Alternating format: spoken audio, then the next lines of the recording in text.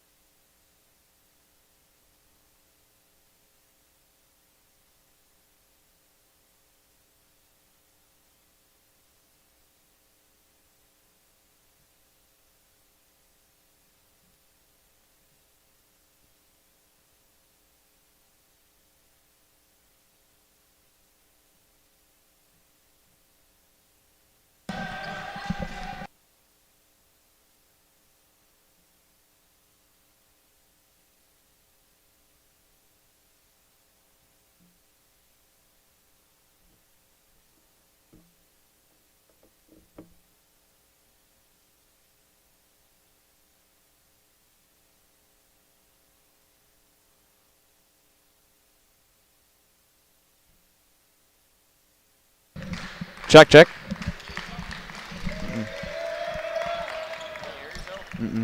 Check, check.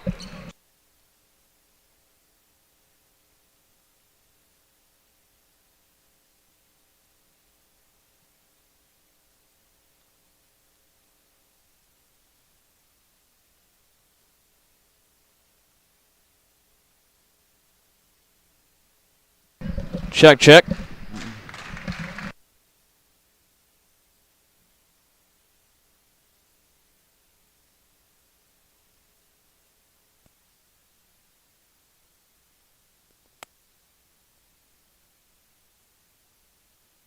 Check, check, check, check, check.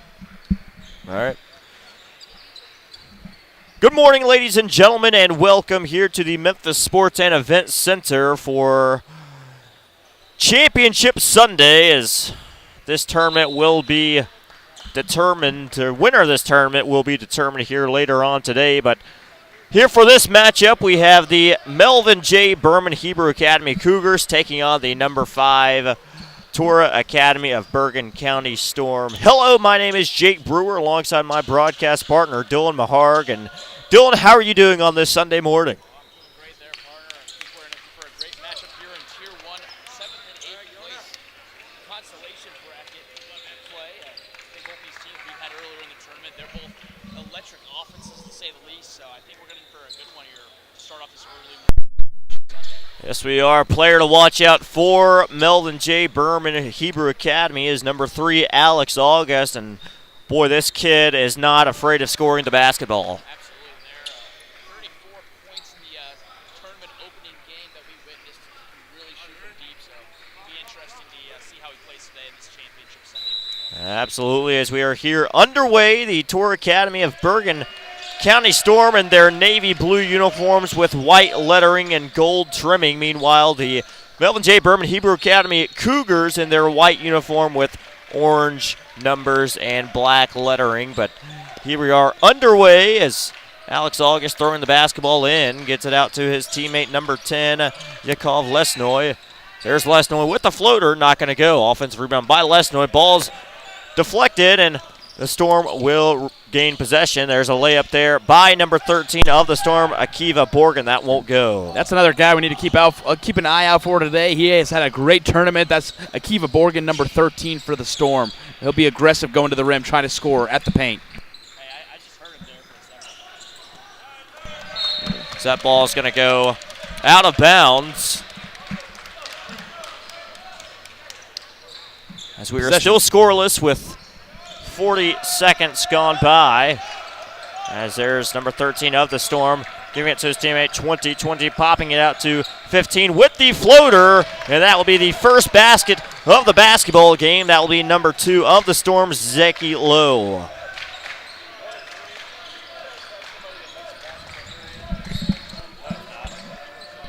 But here we are. There's Alex August for 3 and gets it to go. I'm sure that'll be first of many three-pointers we see from Alex August today, but good for him to get going from deep there early. Cougars taking the lead here in the early goings.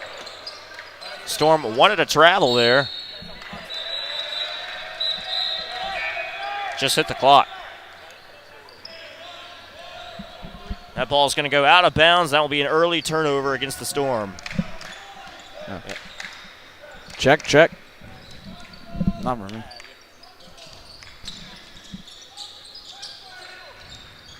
Basketball top of the key. Number 5 driving, drawing the contact, and will go to the line for 2. And that's number 5, Sushner. Ezra Schuster there with a great drive, gets the hack, and going to go for here for 2 points. Ezra Sushner, a junior forward, 6 feet 3 inches at 170 pounds, missing that first shot at the charity stripe.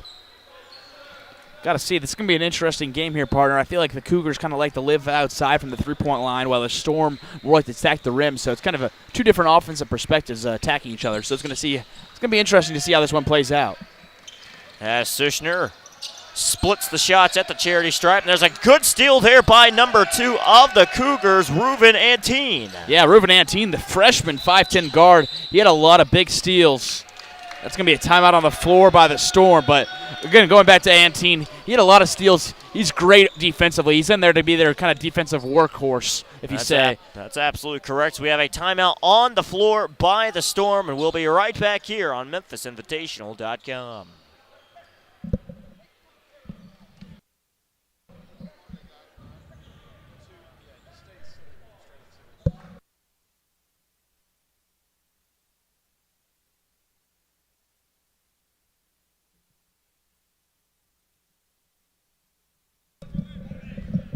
Check, 1, 2, check, check. Do you hear me?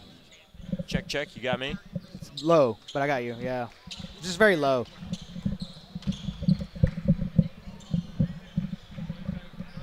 And welcome back here to the Memphis Yeshiva Invitational. As right now the Berman Cougars with an early 6-2 lead, and here's number 13 of the Storm, Akiva Borgen, trotting the ball up the floor. And number 20 driving in with a nice floater there, nice touch. That's number 20, Natalie Hochstein. Hochstein with a great drive there, just a little kiss off the glass. Got to like this aggressiveness from the Storm early. Tried to go with the reverse layup there, didn't get it to go. Storm are going to push the ball up the floor. There's an open 3, not going to go. Offensive rebound by the Storm. Stolen by the Cougars. Great hands there by Ezra Schuschner, but then he just bobbled it. Picked his pocket there by Shlomo Wagner, but the ball is going to retain with the Cougars. 5:41 remaining here in the opening quarter for our first game of the day, as this is game 1 of 4 here on this court today. So busy day here coming up as they will have the and-one opportunity for the Cougars. That's Reuven Antine again. He's got 4 early, and you got to love the aggressiveness out of the freshman here. And speaking of Reuven Antine being a freshman, you just have to admire, considering how young he is, he's certainly making a quality impact for this Cougars program. Absolutely. You can tell that he's got a lot of talent and a lot of potential to impact this Cougars program for the next 4 years. Here's Reuven Antine with the shot at the charity stripe. Not going to go. Rebounded by the Storm. Hochstein with the basketball. With those bright yellow and pink shoes. Big fan of those, partner. Absolutely. They wake you up real quick on this Sunday morning if you're not waking up.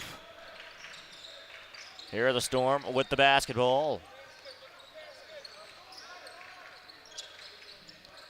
Searching for their options. There's number 13 for 3 and gets it to go. That's Borgen again, and you can tell he's going to be their go-to guy today. He's got 5 out of their 7 early, and you cannot let him get that easy of a look. There's August with a good pump fake, but took one too many steps, dragged that pivot foot, and that'll be a travel. Got to like the move there, just a step too many. Good call there by the official. Good pressure here by the Cougars. And just a dangerous pass there by the Storm, but Cougars going to regain possession, storming down the floor, no pun intended. There's a three-point opportunity. Not going to fall. Good look there by the Cougars. Antine with another good look. Now it's August. August. A lot of movement down there, and that will be another travel. Checking in here for the Cougars is number 11, Zagi, and number 22, Akiva Kranzler. Ladies and gentlemen, this is a 7th place game. The winner of this one going to be in 7th place here in the Tier 1 bracket. Certainly not a spot that either team intended on being in, but at the end of the day, this is a basketball contest. We know both teams are going to want to put up a good fight here to try to come away with a taste of victory as this tournament comes to an end for these two teams. Checking in here for the Cougars, number 25, Caleb Vanderwalde. Bright pink shoes, can't miss those ones. So we're now at the midway point here in the first quarter. There's number 15 of the Storm. Gotta love the give and go there from the Storm. Get a good look for their shooter, Yosef Khan. He just can't convert. And then a beautiful finish there by Vanderwalde, the freshman 5'7" guard. And Cougars take back a 10-9 lead. They do indeed, as there's a mid-range J heavily guarded, and that's just fantastic defense there by the Cougars. Absolutely, a bit of a forced shot there by Borgen. Ball almost knocked away. Berman almost got trapped there down in the corner, and that's going to be a personal foul against number 22 of Berman, Akiva Kranzler. Kranzler with the first personal of the game.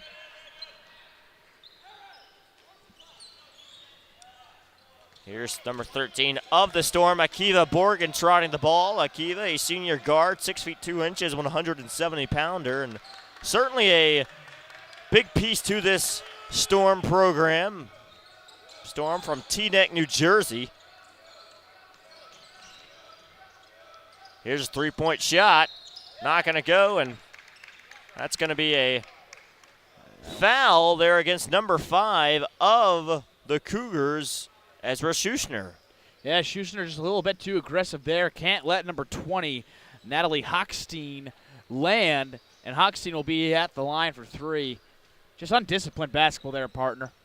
Indeed, as Natalie Hochstein, a senior guard, 6 feet 0 inches, 160 pounds. And, you know, I'll tell you one thing, this Storm program not afraid to shoot the rock. Absolutely not. They like to get the ball going quickly, and if they find an open shot, they're going to be taking it.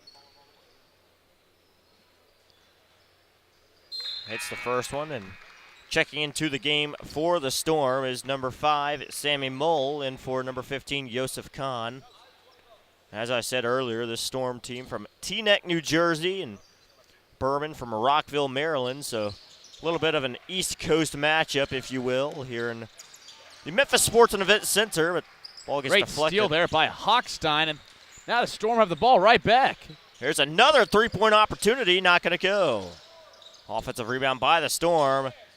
And a great movement there by number 20 of the Storm, Natalie Hochstein. Absolutely, once again. that's 6 points here early for Hochstein, and he's been everywhere on the offensive side of the ball.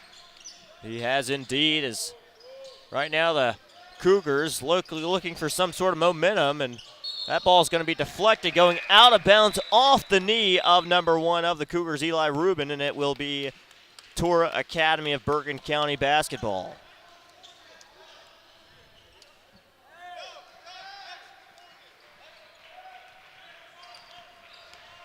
Here comes Sammy Mull trotting the ball up the floor. Passes it down into the paint. Number 13 being heavily guarded. And a nice chance of stealing the basketball, but ball's going to be going out of bounds. Caleb Vonderwalde with the aggressiveness there. Pokes the ball free. Got to love that blindside poke. Just wasn't able to corral it before going out of bounds. Here's Hochstein.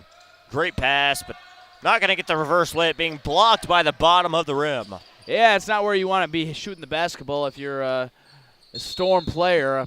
It's really tough to make the basket when you're underneath it. So we'll have a reach-in foul, and the head coach of the Cougars, Jonas Singer, boy, he did not like that one whatsoever. Absolutely. I didn't really see it. I was blocked by the coaching staff here, but looks like it was a jump ball in possession to the Storm. I can't really say if that was a good call or a bad call. I kind of missed it here on the broadcast. Here's Hochstein to Borgen.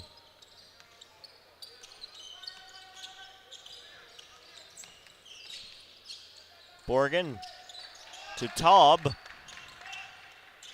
There's Borgen with a contested floater and gets it to go. Absolutely. Kind of was stuck in no man's land, threw up the floater and made it. And this kind of is a two-man show here between Hochstein and Bergen. I think they contributed for all 14 points. Storm now leading this contest. Three-point shot there, not going to go.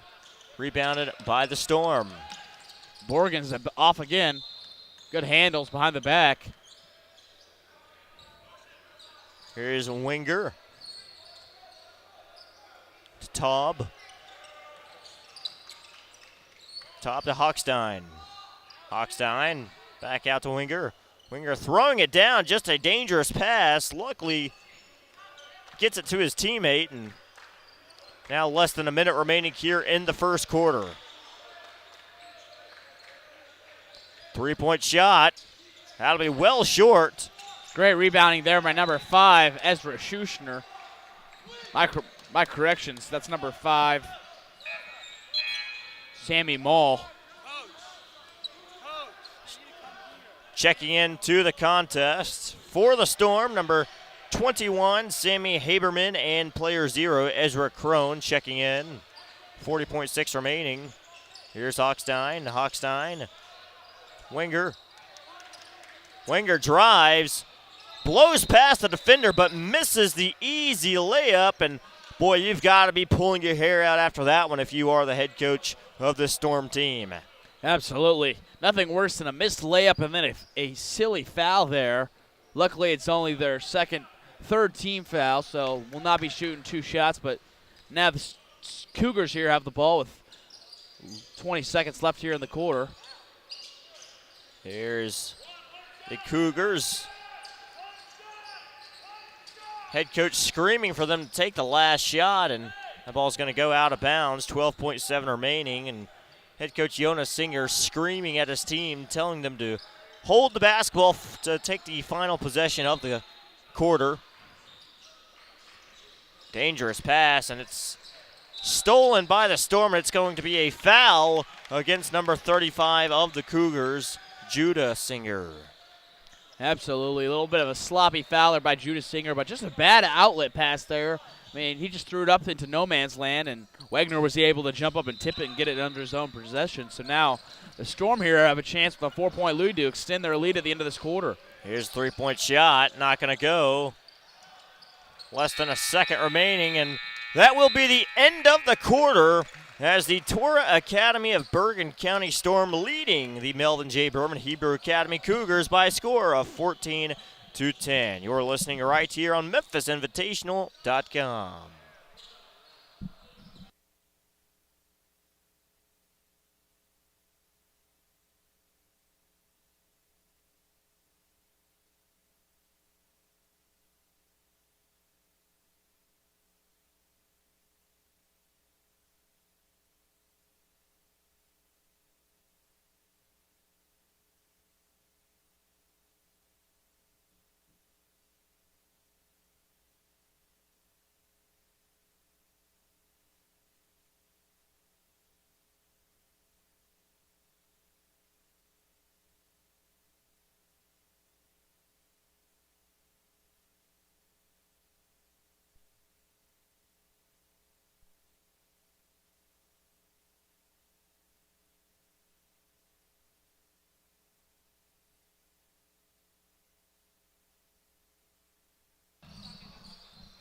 And ladies and gentlemen, welcome back as right now the Torah Academy Storm leading the Melvin J. Berman Cougars by a score of 14-10, and a lot of physicality here early, and the Storm just not afraid to shoot the rock. They know shooting the basketball more aggressively than the opposition will give them a better shot, and extending this lead and staying ahead and coming away with the 7th place, I guess, positioning, if you will, for this Memphis Yeshiva Invitational. But Cougars, I would say it's more placement than positioning, but the same thing there.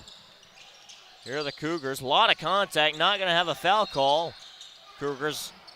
Great hustle there by Singer to save the possession here. Now the freshman, Vanderwald with the shot, no good. You got to like how fast the Storm team likes to play. They're getting their shot off within the first 5 seconds of the possession. They're really pushing the pace here. They are indeed, but that shot opportunity not going to fall, and the Cougars taking on down the other end. And a great contested layup there by number 34 of the Cougars, Noah Lichtman.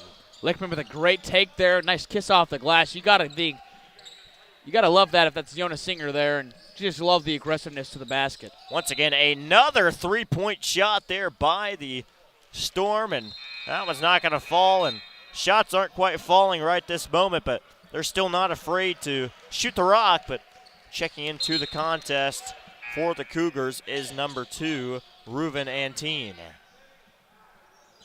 Also checking in for the Storm, number 13, Akiva Borgen, in for number 5, Sammy Mole. Now we've played over a minute here in the second period. As the Storm have one team foul, the Cougars yet to have a foul. And boy, great job by Judas Singer there to be there to wrap up the messy pass and put it up there for 2. We got a tied ball game here in Memphis. Tied at 14 apiece. Almost a carry of some sort, but didn't have possession of the basketball. Here comes number 13 of the Storm with a nice fadeaway shot. That's number 13, Akiva Borgen.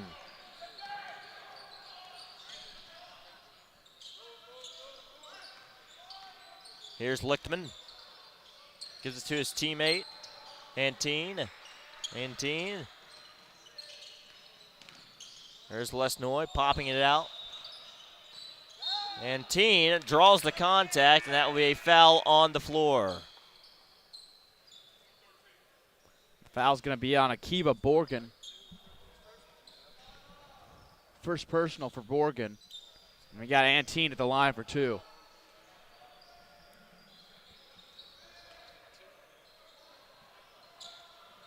Reuven Antine, a freshman guard, 5 feet 10 inches, 160-pounder. And I cannot express enough how much this young man has impressed me so far this weekend. You know, like we said earlier, just a freshman, and he just has a bright basketball future ahead of him as he splits the shots at the charity stripe. Now 16-15 in favor of the Storm. Here's Borgen with the basketball.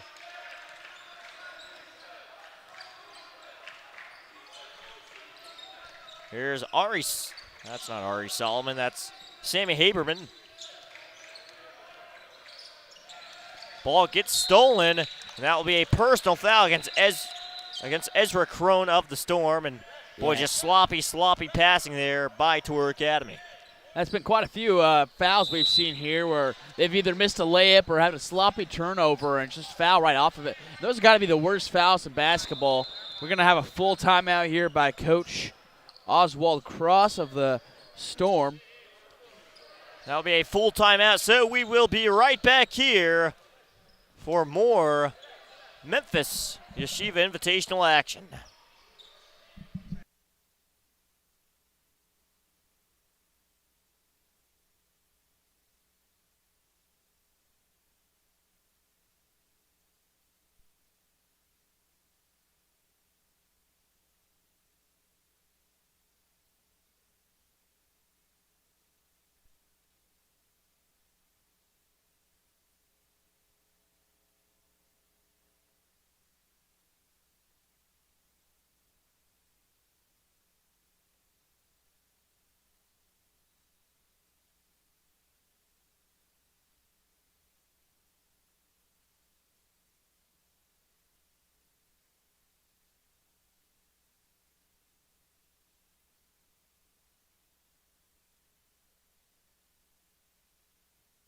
And ladies and gentlemen, welcome back here as we are all knotted up at 16 apiece with 5:27 remaining here in the second quarter. Neither team being able to gain any sort of big advantage, and both teams are fighting as there was a lot of contact there and no foul called. I thought there probably should have been a foul called, but nonetheless, the Storm getting the basketball back. Good shot opportunity there, and that's just a disgustingly Disappointing pass there by number 45 of the Storm, Shlomo Wenger. Great defensive possession there by Antine. They've stuck him on to Akiva Borgen, who's the best scorer for the Storm, and Antine's really been making his life hard on the offensive side of the ball. That's absolutely correct. This ball is going to be on the floor, and we will have a jump ball, and boy, you've got to appreciate the sheer hustle from all these players. Absolutely. You got to love that we're in the last day of this tournament playing for 7th and 8th place, but that does not matter to these teams as they're diving for every single loose ball, and it's not a surprise to see multiple players flying on the floor for these loose balls all at the same time. Checking into the game for the Cougars, number 5, Ezra Sushner, in for number 35, Judah Singer. And There's the Cougars just switched back to a zone from their man-to-man. Borgen. Storm broke the zone pretty easily. Both took possessions, just couldn't convert either shot. Now the Cougars come with numbers. There's going to be more contact drawn there, but a whistle blown that time. And going to the line for 2 shots at the charity stripe will be number 10, Yakov Lesnoy. Lesnoy, only a sophomore, 6'5", definitely has a bright future as well for this Cougars program. Certainly one of the taller players that we've seen so far this weekend is checking into the contest. First for the Storm is number 0, Natalie Hochstein, and in for the Cougars is number 21, Ari Solomon. Gonna split the shots there, and I believe here earlier the score was 16 all, but right now the scoreboard's saying 16-15, and might have had a scoreboard error here earlier, but regardless, going to have some more shots at the charity stripe. And boy, if you are the Tour Academy Bergen County Storm, you've got to be frustrated because we haven't even hit the halfway point of the quarter, and right now the Cougars are already in the bonus. Absolutely, but the Cougars aren't making the Storm pay. So that's now 4 straight free throws that the Cougars have missed at the charity stripe where they could have a 3-point lead. So, I mean, if the Storm's going to keep fouling, the Cougars are going to have to make them pay from the charity stripe, or it's not going to make a difference in this game. It's absolutely correct as the Storm stealing the ball yet again. There's number 45 going up and gets blocked or deflected or something because that layup was well short. But there's a floater, not going to go. Rebounded by the Cougars. Cougars going to push. That's number 2, Ruben Antine, going up and gets the and one opportunity. Great aggressiveness there. Great Euro step. Takes the hack and puts it in.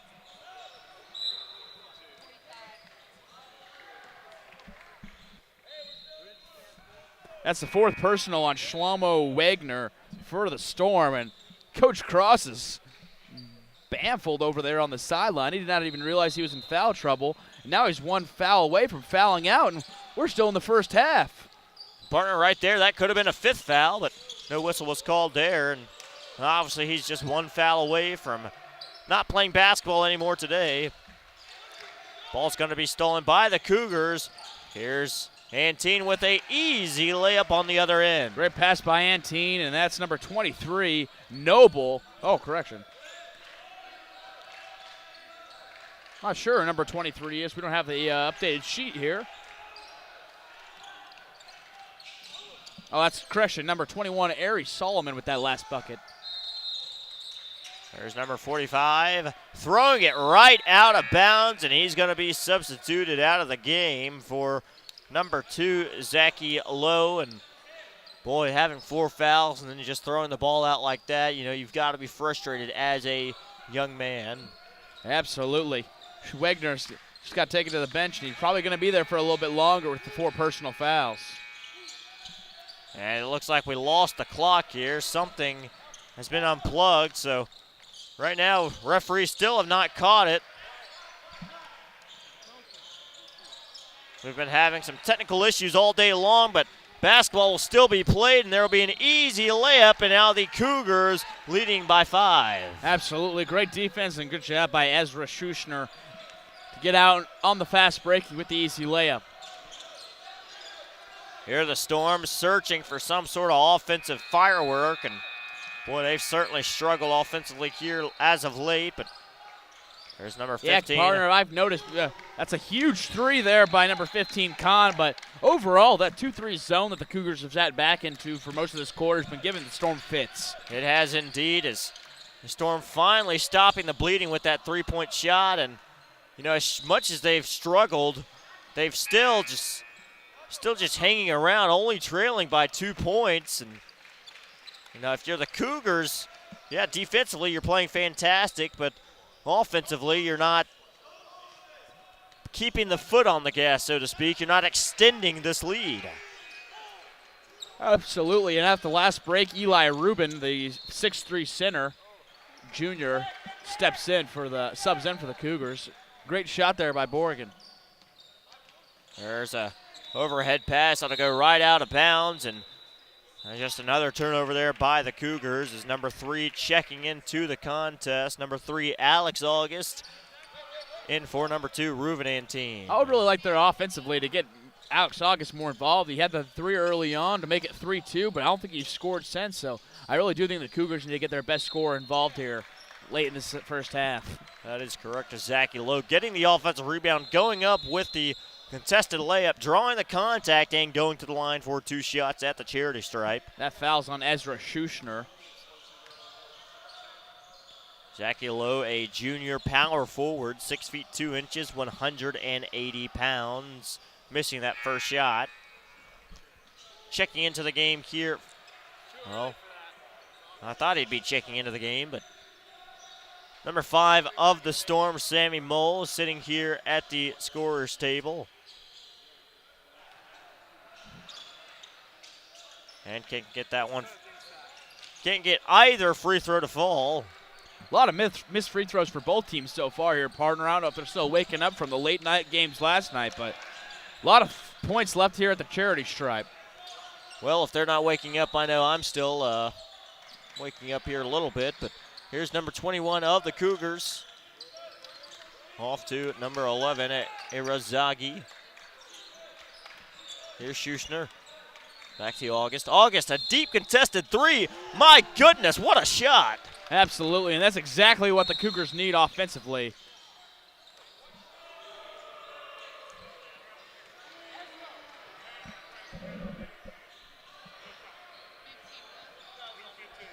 Oh, wow. Did not realize, but we didn't hear the whistle here in the Loud Yeshiva Invitational Tournament, but that's actually a foul there on the three-point shot that August drilled. No room for him to land there by Khan. Khan has his first personal, but now August here at the line with a chance for a 4-point play. And boy, you know, I obviously did not have a very good angle, but it did not really seem like a foul. But well, I believe the call there by the official was, as a three-point shooter, you have to give him an opportunity to land, and he was so tightly contested that he gave him absolutely no space to land. So that's a dangerous play there. So that good call by the official. Phenomenal analysis here by my broadcast partner, Dylan Maharg. Here's August again, not going to go. And, boy, he's starting to show his aggressive antics from three-point land. As there's another three-point shot there by, that's number 11 with that one, Irazagi. Not going to go. Zagi with 2 good looks there. And another sloppy pass there by Yosef Khan. And here comes August right back down the floor. And August will get fouled. Personal beyond Khan. That'll be his second. Trying to go with that reverse layup, but obviously had lots of contact. That will be the second personal foul against Yosef Khan. 28.3 seconds remaining here in the first half. Checking into the game is number 35 of the Cougars, Judah Singer, and number 15, Sam Barron. And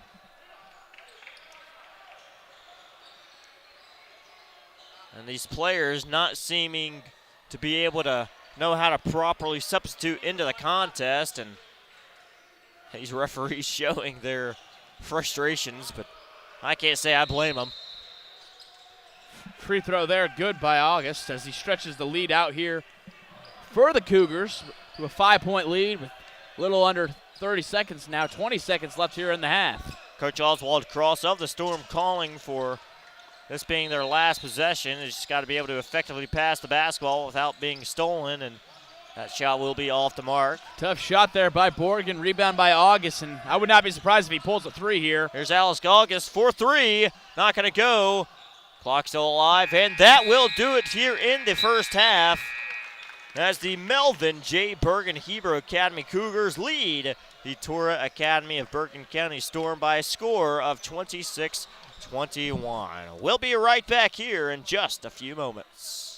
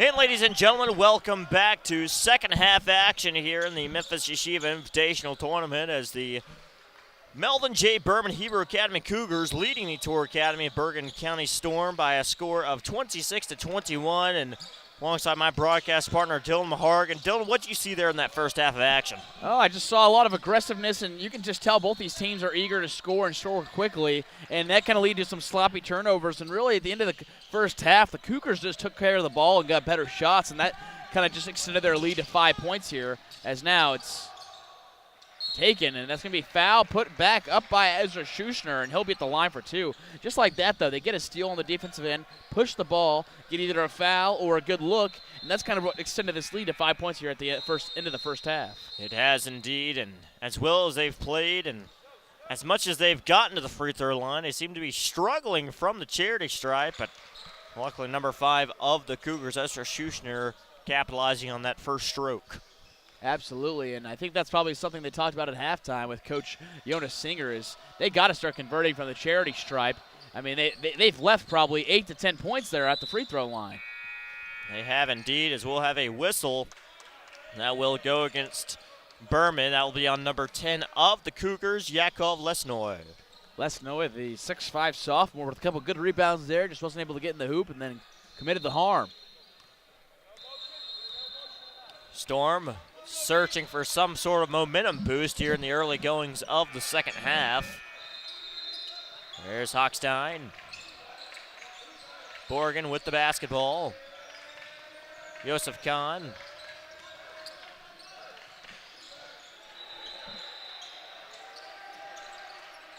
There's Hochstein. Wonderful defense there by this Cougars D.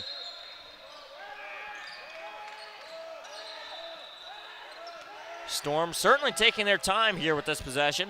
Absolutely, they're being very patient with the 2-3 zone.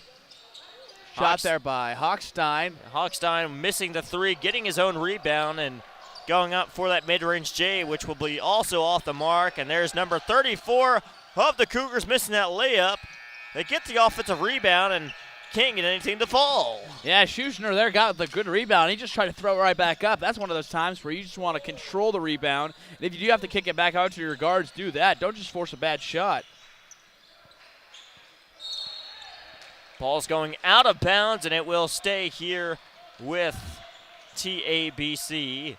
Great hustle there by Borgen, be able to tap the ball off Lesnoy's leg to keep possession here for the Storm. Ball gets kicked out to number 20. There's a three-point shot there from Khan, and he gets it to go. That's multiple three-point makes here from that young man. Absolutely. That's third triple of the night for Khan, and, man, that's how you beat a zone there with that kind of good passing. Wide open 3 in the corner, and we're going to have to nickname that one the Khan's Corner. The Khan's Corner. That's very eerily similar to the Kogan's Corner from earlier in the weekend, and I don't know. I'd like to see a three-point contest between Jordan Kogan and Mr. Khan here, but who do you think would win that three-point contest?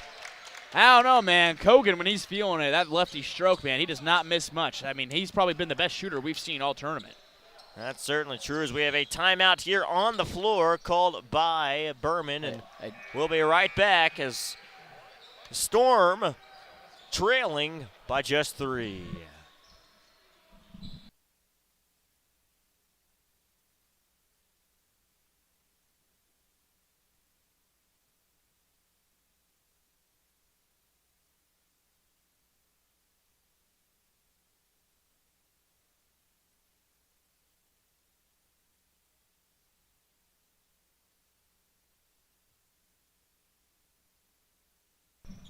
Hey, ladies and gentlemen, welcome back here to the Memphis Sports and Event Center as it's the final day of this 2025 Memphis Yeshiva Invitational, but we've got a defensive battle here on court number 1, and right now Berman leading by 3, but passes the ball right away. That might be the worst result you can ever have out of a timeout if you're a coach. That is absolutely correct. Certainly not what head coach of the Cougars, Jonas Singer, drew up there, and he's got to be frustrated. And there's a three-point shot there and a huge momentum boost for the Cougars. Absolutely beautiful shot there by Lesnoy.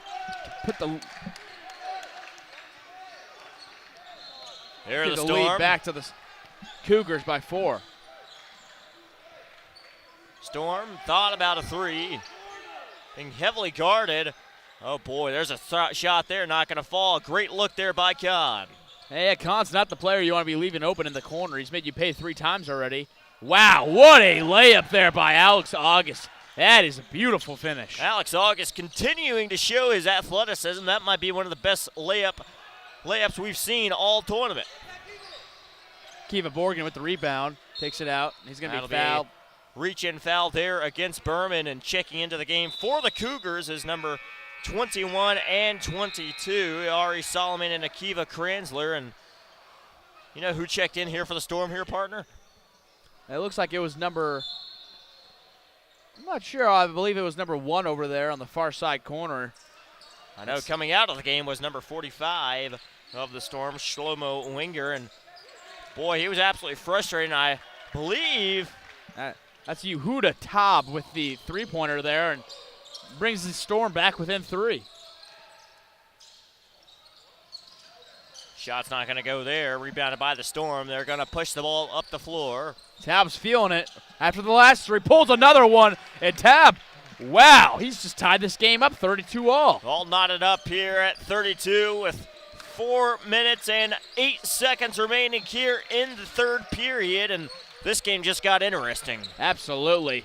You cannot be more thrilled by Oswald across the squad. The Storm came out threatening in the second half and right back in it. Great rebound there. Kick out. That's Lesnoy again from the same spot. Can't hit it this time.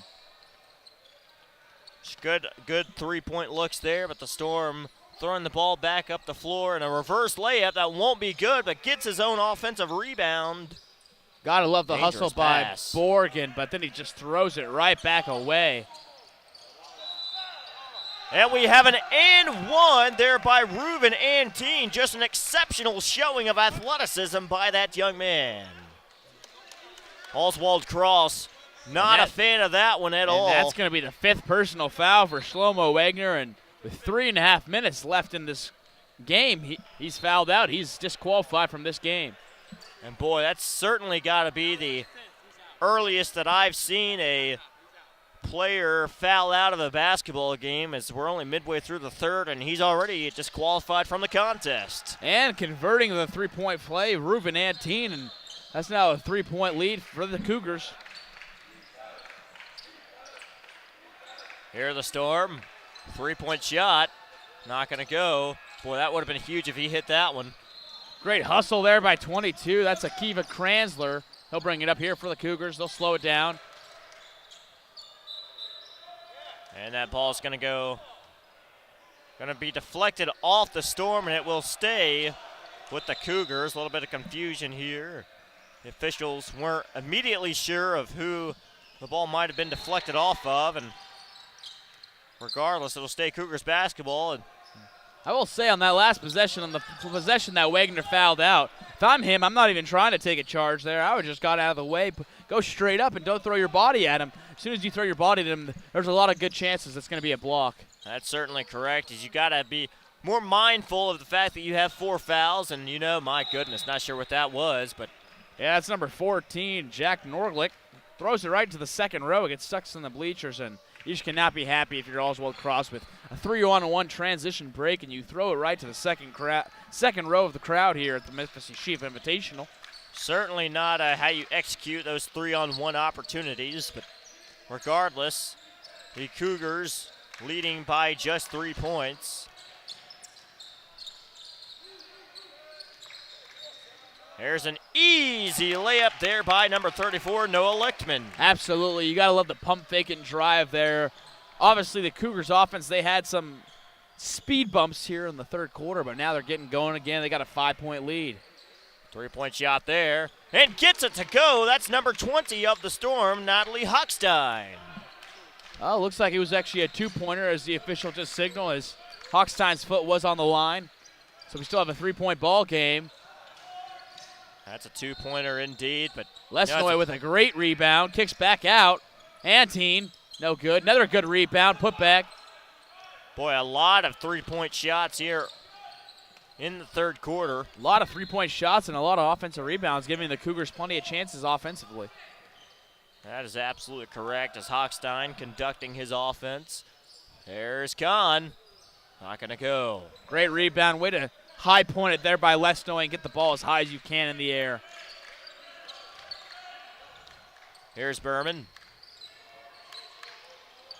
Could be huge if they can score here, going up by 2 possessions. And we're going to have a travel called against number 34 of the Cougars, Noah Lichtman. And we have 4 different substitutions coming in for the Cougars, number 5, 11, 25, and I believe 3, Alex August. Absolutely. Jonas Singer was not very happy with Noah Lichtman after that last possession. Just tried to force a shot that was not there. Ended up doing like a double spin move like he was doing some jukes in Madden, and that's not what you do in basketball, as that's a travel. Not at all. As we now have just 1 minute and 1 second remaining. Checking into the game for the Cougars. And on the last play, that's Akiva Borgen with the foul on the rebound. That's his 3rd personal.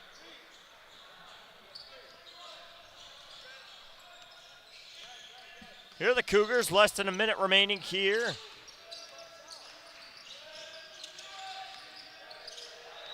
Good deflection, good deflected pass there by Kahn. And I'll tell you one thing, partner. Joseph Kahn certainly impressing me here with his performance in this basketball game. Absolutely. He's shooting great, and he's playing some great defense. He's been everywhere today. Big impact piece here for the Storm. Here's August. Definitely the best player on the floor. 3-point shot there. That'll be strong. Great hustle. Ball's going going to to go. stay here with the Cougars. Great hustle there by Iris Zegi. And you got to be upset if you're Coach Cross with not boxing out and getting great rebounds. That ball bounced twice. And another sloppy turnover. Now the Storm will push. They got numbers. Now 27 seconds remaining in the third period. Just another turnover by the Storm. This has kind of been a turnover fest here in this one. But there's August. Going up, not going to go. Rebounded by the Storm, number 1. Still Tom plenty of time pushing. for the Storm to get a shot here. So they just got to take care of the basketball. Goes up, draws the contact. Not going to get the and one, but he will have 2 shots at the charity stripe with 7.9 remaining. That foul going against number 5 of the Cougars, Ezra Sushner, but player 0 of the Storm, Ezra Crone, a junior guard, 6 feet 1 inches, 180-pounder, and these shots could be crucial. Yeah, absolutely here. You got to end the quarter on a good note if you're both of these teams. And wow, I don't know if it's the morning or these rims are just a little stiff so far, but both teams really struggling from the charity stripe in this one. That is absolutely correct, as it seems to just be that side of, or that goal over there on this side of the floor. May just be a bad luck charm.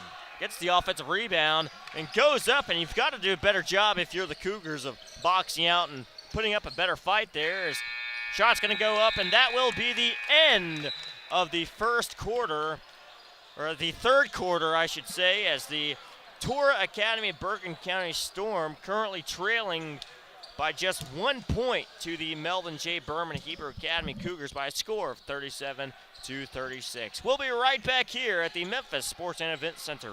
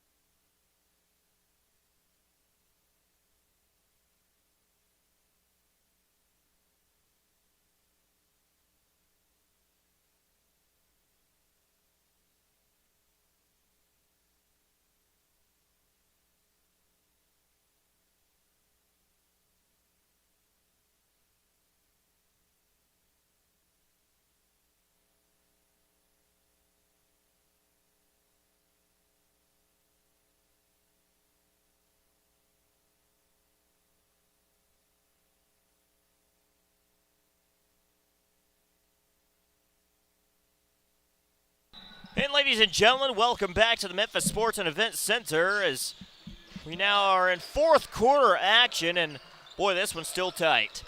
Absolutely. Neither one of these teams can really claw a big lead, and there's a three-pointer, no good, but a rebound. There's a lot of rebounds, a lot of fouls, and a lot of free throws. This is just a definition of a scrappy basketball game. Certainly a scrappy game indeed, as there's Kahn, and that will be a personal foul.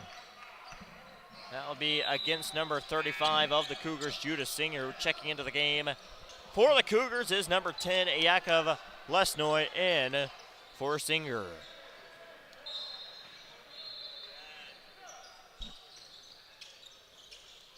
Storm trying to regain the lead, and we're going to get a whistle.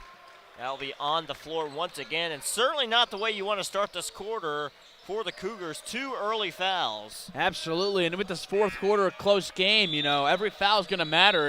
With 5 fouls for each team, I'll remind you, there's no singular bonus, but double bonus starts immediately after 5 fouls by each team in each quarter. Indeed. As here's player 0 out to number 1 of the Storm, and number 20, Natalie Hochstein with the basketball, and just pickpocketed there by number 34 of the Cougars, Noah Lichtman. Noah Lichtman's been a force on the defensive end, and he's very aggressive driving. He's had a few turnovers, but other than that, he's had a couple huge plays here for the Cougars. Borgen, no good. Well, that ball is going to go out of bounds and will remain with the Storm, and boy, this thing has been a one-possession game for quite some time, and neither team seeming to gain any sort of advantage. Cougars just trying to hold on. Meanwhile, the Storm trying to claw their way into a victory. But August with a steal. Heavily guarded, heavily met there. But just a phenomenal showing of athleticism there by Alex August. And we're going to get a timeout called by the Tora Academy Storm as they trail now 41-36 with 6:56 remaining in the game. We'll be right back here on MemphisInvitational.com.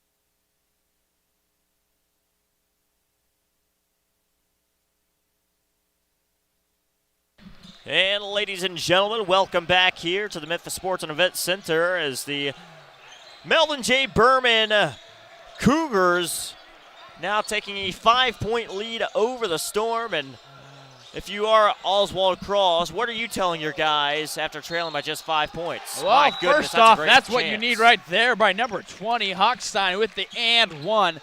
But really, I think that timeout was just to settle his team down because they just had a couple of really sloppy turnovers. And the Storm have played great. If you take away the turnovers, offensively, they've had a lot of good looks. They're just not capitalizing on the offensive side of the hoop. They got to make a few more shots like that and take care of the basketball. Their defense has been quite phenomenal, if I have to say so. That's absolutely correct. It's a Storm with a great answer, but here comes number 34 of the Cougars, Noah Lichtman, and boy, this young man is certainly making an impact here in the late going. Hochstein with a quick answer, and we still got a 2-game. Now they're just answering each other's calls as both teams are scoring with ease. 43-41, three-point shot there by Lichtman, and Noah Lichtman putting this team on his back here. Absolutely, and even his coaches over there stirring his pot, motioning that Lichtman is cooking on the floor. That is what the kids do these days. As number 2 of the Cougars, Reuven Antine, checking into the game for number 25, Caleb Vanderwald. And I'll tell you, Reuven Antine, Alex August, and Noah Lichtman, just a great three-way punch here for this Cougars program. Absolutely. I also believe that Les Noy's having a great game down low. He's contributing with a lot of good rebounds and a couple good finishes. But there's Borgen. Speaking about the other team, you got Borgen and Kahn and Hochstein. That's kind of in their triple threat. And oh my goodness, Noah Lichtman, that is now 8 points in the last 3 possessions. Boy, this kid's certainly getting hot at the right time. And another three-point shot. Boy, that would have been huge if he hit that last one. possession, I think everybody, myself included, thought it was an and one. That was just a loud whistle from the court behind us, but that layup's even not going to go. Lichtman started flexing like it was an and one. That's absolutely correct. And when you have 3 games here, 3 courts going on at once, another three-point shot there by the Storm. Number 1, Yehuda Taub. Taub with a huge three. It just seems like neither team can really get away. It seems like the Cougars are hot and they can't miss a shot, but as soon as they get hot, the Storm get hot. It's kind of just a game of hot and cold by both teams. It's very interesting here, partner. Just kind of piggybacking off what you said, for the longest time, this thing was very slow, very methodical, but here in this fourth quarter, it's offensive fireworks from both teams. Absolutely, and then an easy layup. Oh my, what a block there by Hawkstein, but then August recovers it, and one. Boy, Oswald Cross furious on the sideline over that call, and I didn't have a good look at it, so I can't say one way or the other whether it really was a foul, but our baseline official with the best look, and he's being paid to be here, so if it's a foul, it's a foul. But I believe that was number 0, Ezra Cron there with the personal foul. Just kind of got him late after he finished the layup. That's got to hurt when you already gave up the basket. I guess it won't matter, though, because August just airballed the layup. You don't see that every day. Well, I'd say it was more of a free throw than a layup there, partner, but absolutely free throw. My apologies. Alex August. We all make mistakes. We do indeed. I've certainly made my fair share, but here come the Storm. Big possession here. Drives. Gets blocked. Ball's going out of bounds, but will stay here with the Storm. 4:51 remaining in the fourth. Absolutely great help side defense there by Lesnoy, leaving his defender and coming over and getting the block and helping out his defender that got beat. Here's Kahn, mid-range J, good D. Another not going to go. Great Rebounded contest by there by Lesnoy. Man, he's been a defensive force these last few possessions. And that's a Euro step right into the forearm of Akiva Borgen. Forced there by Antine, and Borgen made him pay for it. And we're going to have a jump ball. And it will be Berman basketball. Checking into the game for the Storm is number 5, Sammy Mole. Coming in for number 1, Yehuda Taub. And if you are the Bourbon Cougars, you have a phenomenal opportunity of extending this thing into a 2-possession basketball game. And I'll tell you, I'd rather be up 2 or 3 possessions than just 1 possession in the late goings. Absolutely. Right now, with only 4.5 minutes to play, every possession matters. And what a save there by Lesnoy. Gets it out to Antine. And we're going to have a foul there on player 0 of the Storm. Yeah, Cron there is just not moving his feet. That's his 3rd personal. I mean, if a guy's trying to drive baseline on you, you can't hip check him out of bounds. You just got to move your feet and force him out of bounds. That is indeed correct. Oh, my, what a circle move there. Using the little fake screen there by Lesnoy, circling back. Great play call there by Singer, and Antine with the finish. Ruben Antine. He was hot early on. We haven't really seen much of him, but luckily the likes of Alex August and Noah Lichtman been handling the load here and got a personal foul against Berman. It's number 11, Ezra Zaghi with the foul there, and I mean, you get a perfectly good steal by Antine. He throws it up, and I think Zaghi didn't realize the defender was so close to him, and he just let him get the easy steal from him. He did indeed. Here is the Storm.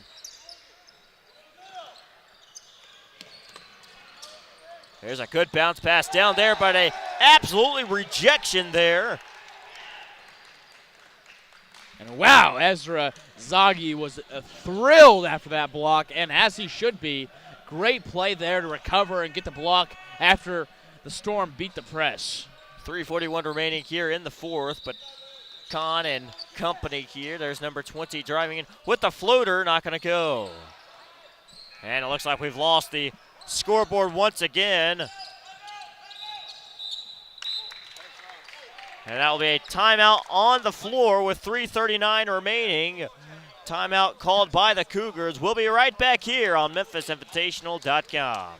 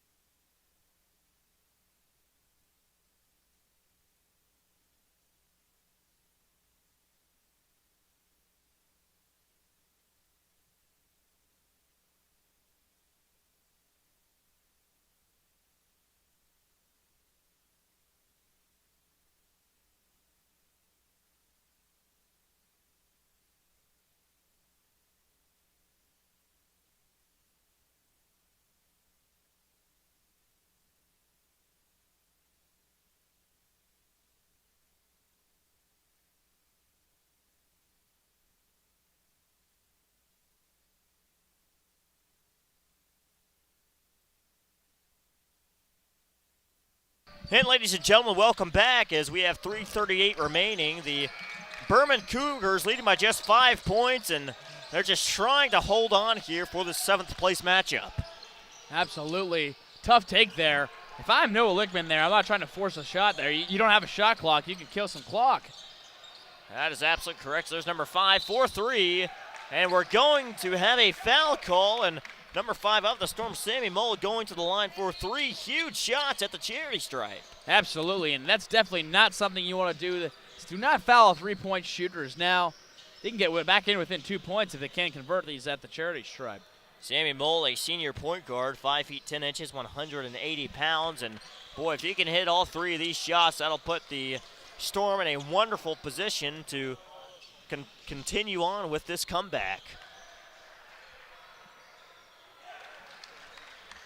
Now just a one-possession game, 52-49 in favor of the Cougars.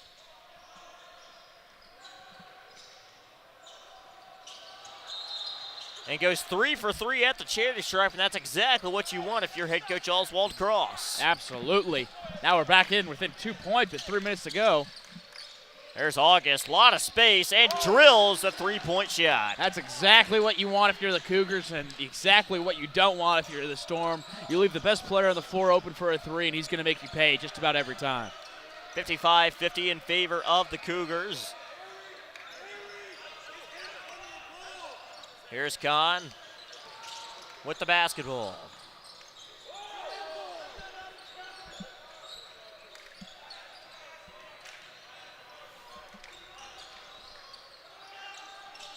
There's Borgen throwing the ball away. Now 2:30 remaining. And the head coach of the Cougars telling his guys to just settle down and take their time. And we have a missed layup there, offensive rebound. And we're going to have a personal foul called against the Storm. That will send Berman to the line for 2 shots, I believe. That's my apologies. That's just their 3rd team foul. So we'll have a couple of substitutions in for the Storm. Yeah, white Cougars ball underneath there, and then the white jerseys that they're wearing today. And I mean, if I'm them, I'm going to try to pass the ball as much as possible, but they're not going to listen to me. As Alex August is going to hit a 3-point and 1, and with 2.5 minutes to play, if he makes the free throw here, that might be the dagger. That certainly may be the dagger indeed. I'm not sure if it'll really be a dagger shot, really, but I know it'll put the Torah Academy Storm in big trouble here, down 8 in the late goings. But boy, a lot of chaos happening down there, and the Storm with the basketball. They desperately need to score. There's a 3-point shot there, and that'll keep the Storm alive. Joseph Kahn with a huge 3 there, and that's exactly what you need if you're the Storm. But really, no shot needs to be taken here if I'm the Cougars. I mean, I'm killing clock as much as possible unless I'm getting a wide open layup. And we'll have a timeout called by Coach Jonas Singer and the Cougars. 1:46 remaining. Cougars lead at 58-43. You're listening right here on MemphisInvitational.com.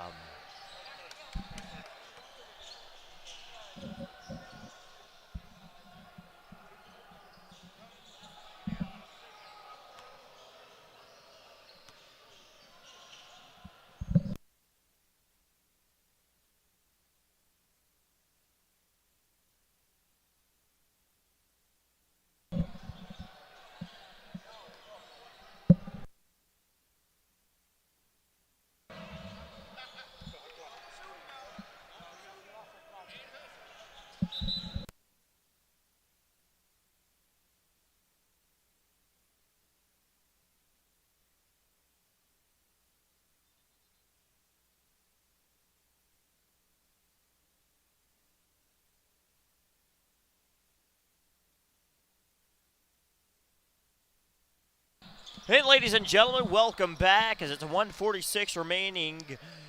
And partner, if you are Coach Jonas Singer of this Cougars club, what are you telling your guys coming out of that timeout? I mean, I think we heard it a little bit. It's just relax, calm down, and I think they set up an offense where they're going to just kind of pass and cut. And really, there's no reason to take a shot here unless you get a wide open layup. Because, I mean, the clock is your friend here if you're the Berman Hebrew Academy Cougars. There's no reason to take a shot with no shot clock. So, I mean, as long as there's not a wide open layup, I would not take an entire shot for this next 80 seconds we have of basketball here. Coach Oswald Cross screaming for his guys to pressure the basketball as, boy, this clock is just dwindling down, and, boy, you've got to start fouling now, don't you? And we finally get a foul, and my goodness, the Storm just taking way too much time off the clock before fouling. And you can hear Cross yell, you guys just wasted 35 seconds. And, I mean, he's absolutely right. If you're going to foul, you got to foul immediately. They just wasted 35 seconds of precious clock, and we have exactly 60 seconds here left here. Precious clock indeed, as there is no shot clock here in the high school basketball level, or at least in this tournament, if you will. And like we said earlier, free throws might be the Achilles heel of both programs, and Teen misses the first to keep this at least a two-possession game here. And hits that one. Now 59-53 with 60 seconds remaining. The Storm going to need a quick basket. There's a three-point shot. Not going to fall. Rebounded by the Storm. Going up for the and one. And boy, that makes things interesting. Absolutely. That's going to be a foul at number 11, Erez Zaki. And that's what you do not want there, partners. There's no reason to foul when you're up by 6. Expect Borgen to make this free throw, and then the Storm are going to be bringing everything they can with a full court press. With 49 seconds to go, they're going to be down by 3 or 4. Akiva Borgen hitting that clutch free throw, and it's now a three-point game. And, boy, this thing all of a sudden became interesting. 59-56 in favor of the Cougars. Now 42 seconds on the clock. Here's Lichtman. Lichtman drives, goes up, and gets the easy layup.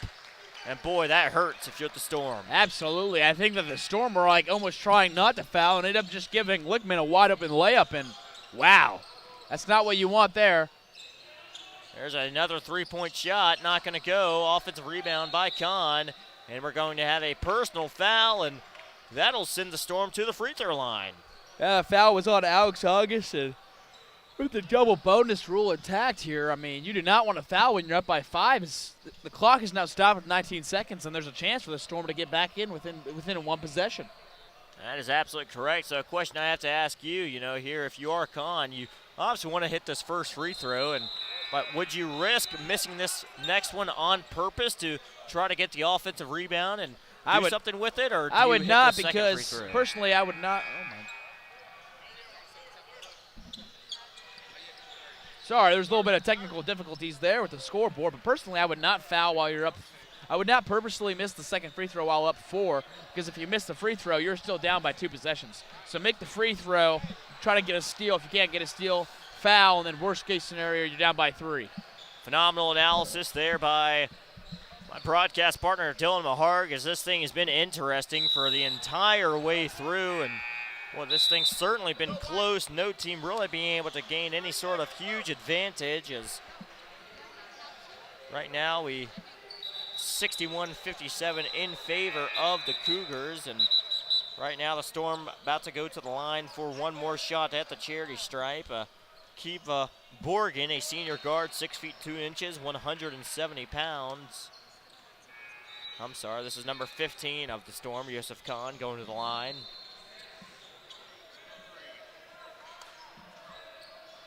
.6 remaining, and boy, if he misses this one, that could end it.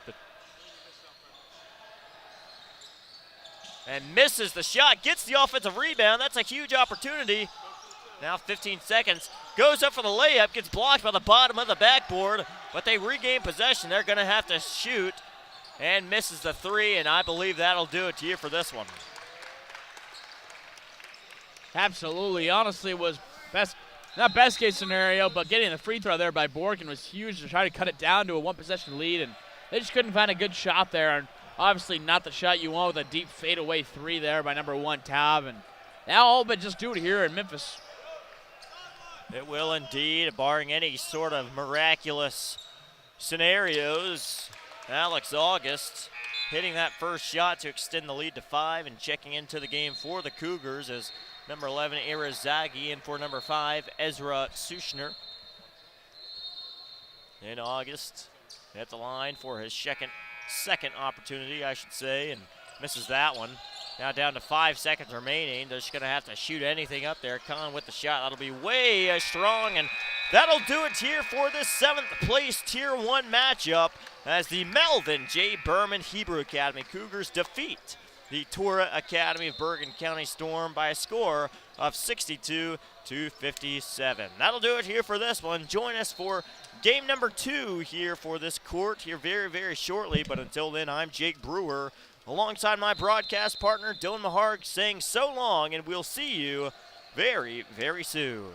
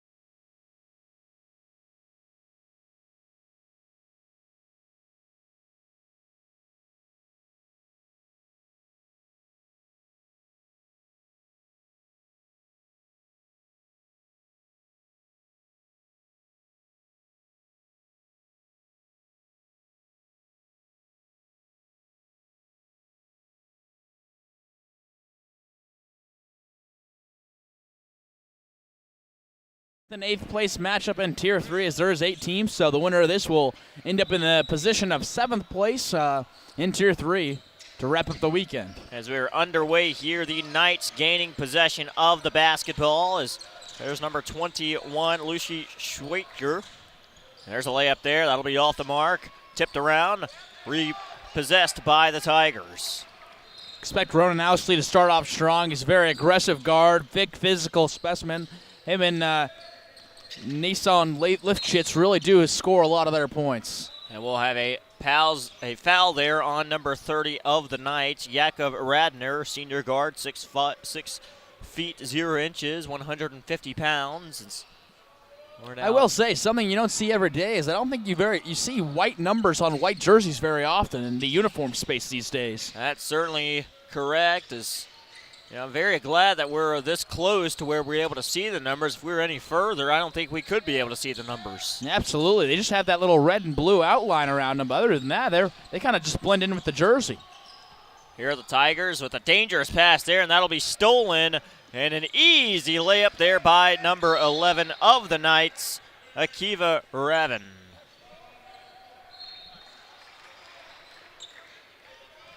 That was a delay game warning there on white. That would be number 30, Radnar. Just kind of slapped the ball after the layup. Can't be doing that. Just a warning by the official. Good call there by Dexter Jones. As Rochelle Zell looking to punch first. And the Knights will steal the basketball. There's Ravin driving. Not going to get a foul call there. Repossessed by the Tigers. Ousley will bring it up. Going a little bit slower than usual. As this 1-3-1 press seems to be giving, half-court press does seem to be giving the Tigers some fits early on. It's not a good shot there by Siegel. Not a good shot at all. That'll be well off the mark.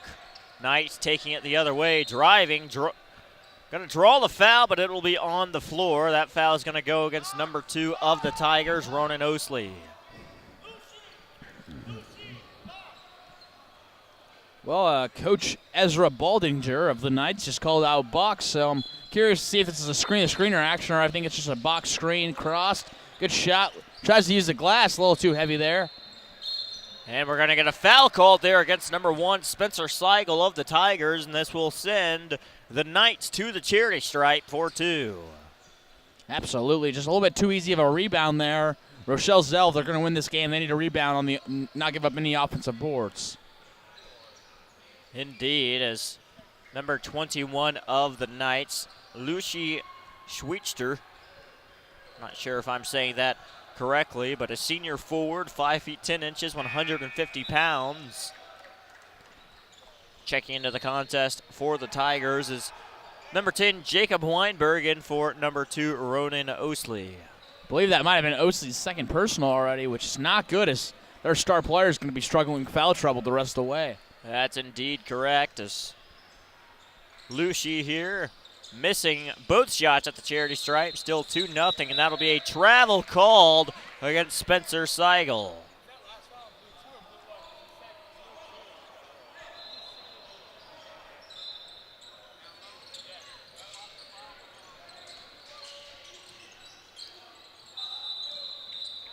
As we'll have an officials timeout, a little bit of confusion on who the previous foul was against. We're not sure if that foul was on number 1, Spencer Seigel, or number 2, Ronan Ousley, but we will determine who that foul goes against, and that could play a key role, as if the foul is against number 2, Ronan Ousley, that'll be his second personal, but obviously having 2 personal fouls with less than 2 minutes into the contest, that'll put Ousley into trouble.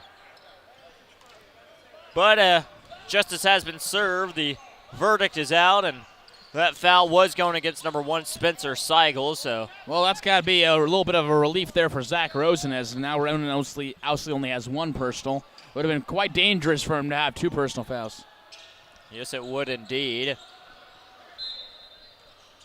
6:07 remaining in the first quarter, and an easy layup there by number 23 of the Knights, David Mir Tyberg there, just with a good cut to the basket. They left him wide open. Easy layup there for the Knights.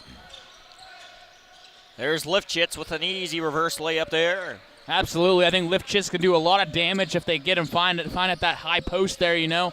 That's the kind of the sweet spot of the zone. If you can find him at the post there, be able to do a lot of damage for some easy baskets. 3-point shot attempt off the mark on that one. Tigers taking it the other way. A forced shot there, but bounces off the glass, off the side. Wow. Absolutely. Nice shot there by Schlofrock. 2-pointer there. Tied the game up at 4. I guess the bank is open on Sundays. Only at the Yeshiva. Here's the 3-point shot attempt there. Not going to go. We'll get And a now that whistle will be the called. second personal foul on Seigel. That'll be Spencer Seigel's second personal. Spencer Seigel a little rough around the edges here in the early goings. There's a floater. Nice floater there. Gets it to go. That's number 11 of the night, Akiva Ravin. Absolutely. Ravin there with a beautiful little shot. Nice touch. Lifchitz with the fadeaway off the mark. Offensive rebound. Draws the contact. Not going to get the foul call, and that'll be number 10 of the Tigers, Jacob Weinberg. Great rebound. Great positioning there by Weinberg. Even with the shoelace untied, he still gets the layup to go, and this is a good one so far there, partner. Speaking of shoelaces untied, this officiating staff really ought to stop the game and let him tie his shoe. That could be a pretty serious injury with a perfect storm, so hopefully he gets an opportunity to tie his shoe here soon. Good rebound there by Schlofrock. Out to Lifshitz. Puts it down. I got the Schlofrock. We're going to get a travel there on Weinberg. Travel called there against Rochelle Zell, and that's something you're going to have to keep to a minimum here if you're the Tigers. These turnovers is checking into the contest for the Tigers is number 33, Toby Frankel, and number 2, Ronan Osley, checking into the contest. 4:16 remaining. As we have lost the scoreboard and the clock once again here in the early goings. As we are back here into the contest, and boy, the technological infrastructure certainly facing some issues here today, but regardless, we're going to play some basketball anyway for 4:14 remaining.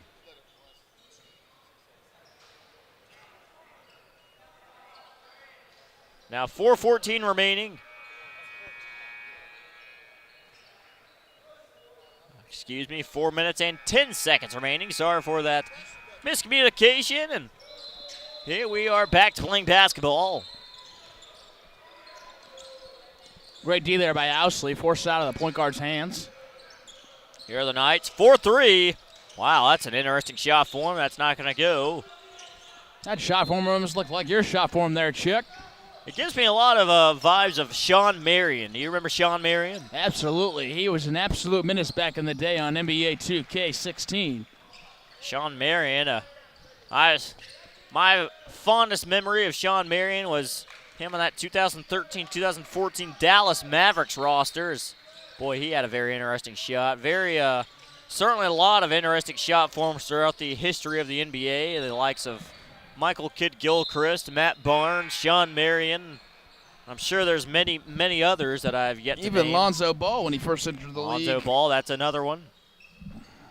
I mean, it doesn't really matter how it looks as long as the ball goes in the hoop, huh? That's absolutely correct. As we all know, those players in the NBA are the best in the world at what they do. But back to the action here at the Memphis Sports and Event Center for Championship Sunday. We have a Tier 3 matchup here for the 7th place game, as this is the final contest for either squad today between the Rochelle Zell Jewish Day School Tigers and the Yeshiva of Greater Washington Knights. We got a 11-6 score. That'll be a good tip in there by number 30 of the Knights, Yakov Radner. Radner with a beautiful finish there with the bright green shoes. I like those ones. They do. Now they extend their lead to 7. Boy, Rochelle Zell's got to be disappointed. That'll be a reverse layup and gets it to go. Absolutely great passing there, and that's what they got to do to break the 1-3-1 zone. Move the ball, find the edges, and find the sweet spot. Great easy layup there for the Rochelle Zell. 21 driving, left-handed floater. That'll be bouncing off the back iron. Rebounded by Rochelle Zell. Here's Osley with the basketball.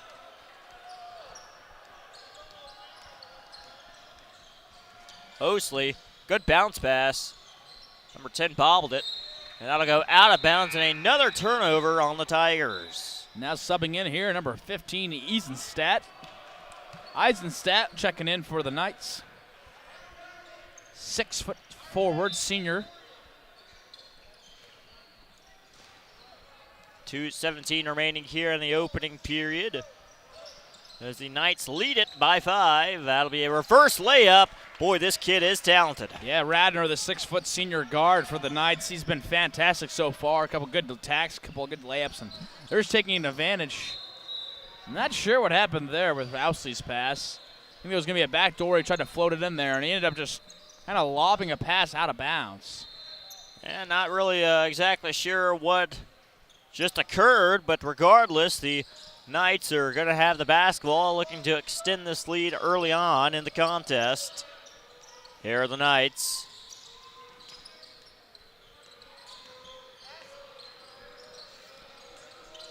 Driving. Gives it back out to Radner. Radner to Schweitzer. Here's Raven, heavily guarded by Osley, and that'll be a little bit too much contact, and that will be his second personal foul against Ronan Osley.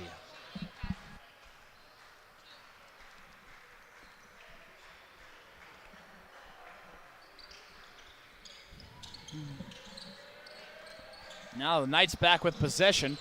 Oh my. Kind of an interesting move there. Oh. Step through. Looks like it's going to be an and one. What a finish there by number 21, Schwichtar. Not sure if that was pronounced correctly. I apologize, but what a take there. That's a correction. That's number 11, Akiva Raven with the and one.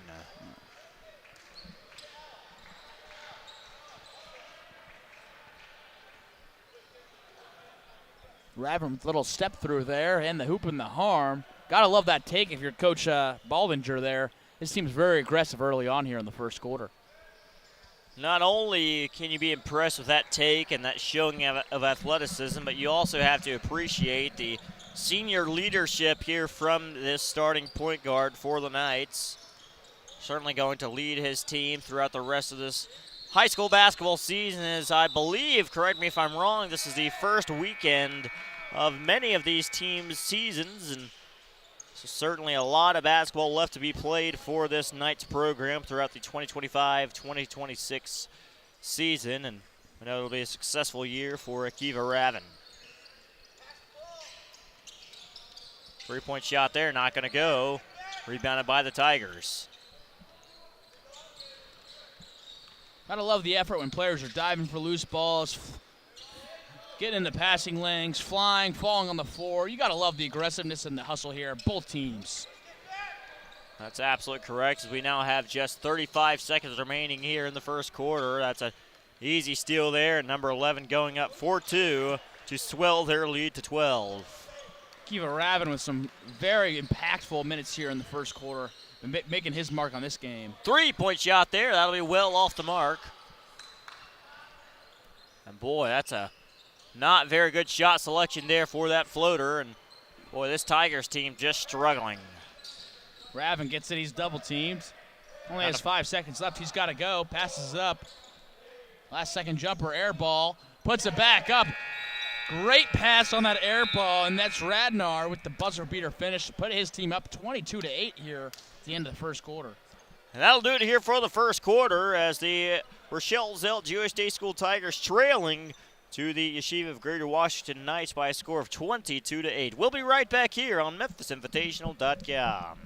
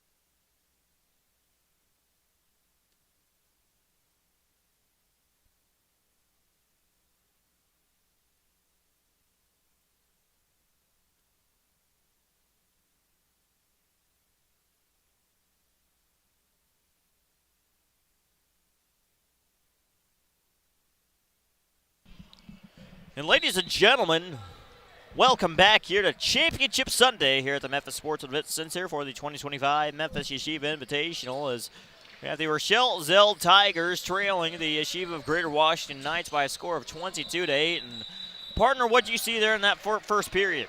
Yeah, I think that the Tigers just came out kind of struggling, and the Knights took advantage of that. I mean, some sloppy turnovers, some bad shots, and the Knights took advantage of the steals, got some points in transition, and built up a 14-point lead here to start the second quarter. That is absolutely correct, as Rochelle Zell just desperate for some sort of offensive momentum. There's your three-point shot there off the mark, but boy, Rochelle Zell just not looking all that great right now, turning the ball over, missing shots, and you know their head coach, Zach Rosen, going to give them an earful, I'm sure, in the halftime locker room. But 7:23 remaining in the second quarter. Knights lead it by 14.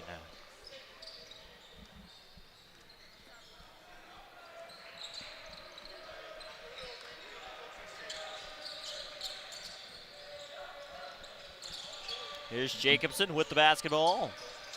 Jacobson driving, and that'll be a travel, drag the pivot foot, and that's an easy call, says Dexter Jones. Absolutely, a lot of moving feet on both sides right now.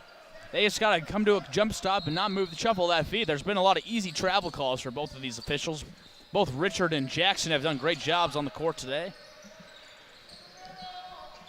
As there's Rochelle Zell with a three-point shot and gets it to go. Absolutely beautiful stroke there by Siegel. They need to get him involved from deep. He can really shoot that thing.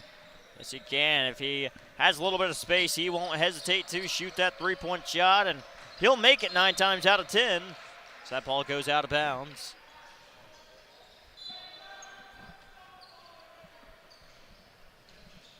.637 remaining as the Knights with the basketball. Dangerous pass there and stolen by Lifchitz. Lifchitz with some good long arms there. Got the steal. He's going to go coast to coast. Just leaves it a little bit short. Knights taking it the other way. Good pass down there to Jacobson. Can't finish. Gets his own rebound. Can't finish once again. And the Rochelle Zell Tigers going to regain possession. Oh, boy, I thought he was almost going to score in his own basket. That would have been something.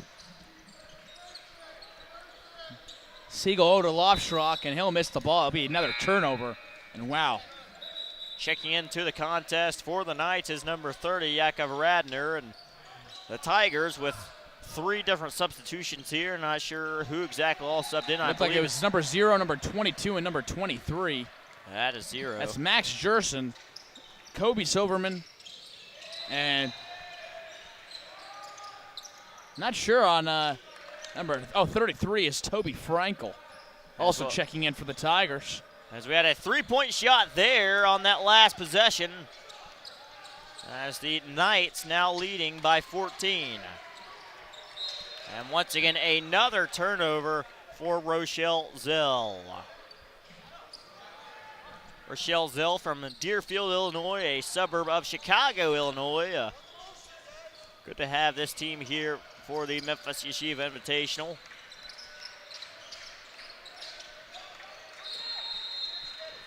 And that'll be a backcourt violation against the Knights. Gotta love the hustle on both teams. I mean, that was a ball that was probably easily over and back, and Eisenstadt, he flew for that one. That one did not look good when he landed on the hardwood, but you gotta love the hustle and the manner, and I admire the hard work and dedication of that young man. Here are the Tigers. And he'll step right out of bounds, and I'm not sure how many turnovers in a row that is at this point, and you just got to get back to the basics if you're the Tigers. Absolutely. I think the Tigers just need to slow things down and get back to the fundamentals. They're trying too hard to beat this 1-3-1 press with fancy stuff. A couple of their really good possessions were really just simple passes, you know what I mean? So that will be a jump ball, and checking into the contest for the Knights, number 11, Akiva Ravin.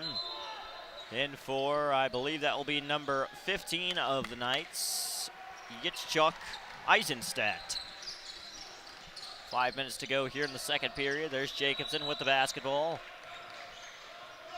And it appears he had stepped out of bounds, and another turnover on the floor. I believe he actually shuffled his feet before stepping out of bounds, so that'll be a travel. It looks like we have a technical foul issued, I believe. But it will be a delay of game issued against number 21 of the Knights, Lucy Schweitzer. Oh, it's a dead ball technical, so 2 shots and the ball.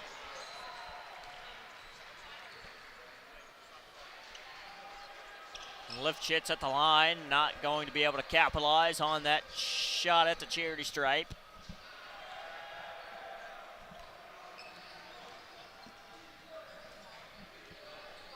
And it hits the second one, 25-12 in favor of the Knights. Good call there by the official. You can't just hit the ball away every time that you turn the ball over. You can't throw it away. There was a warning earlier in the game, and Richard had enough with that one and caused the second one for a dead ball technical, but another turnover. Radner. Finished there by Radner, and wow, Radner's been stacking up the points in the box score so far in this first half. Boy, it was almost chased down by Lifshitz, but we'll have a timeout called by the Tigers, and we'll be right back here on MemphisInvitational.com.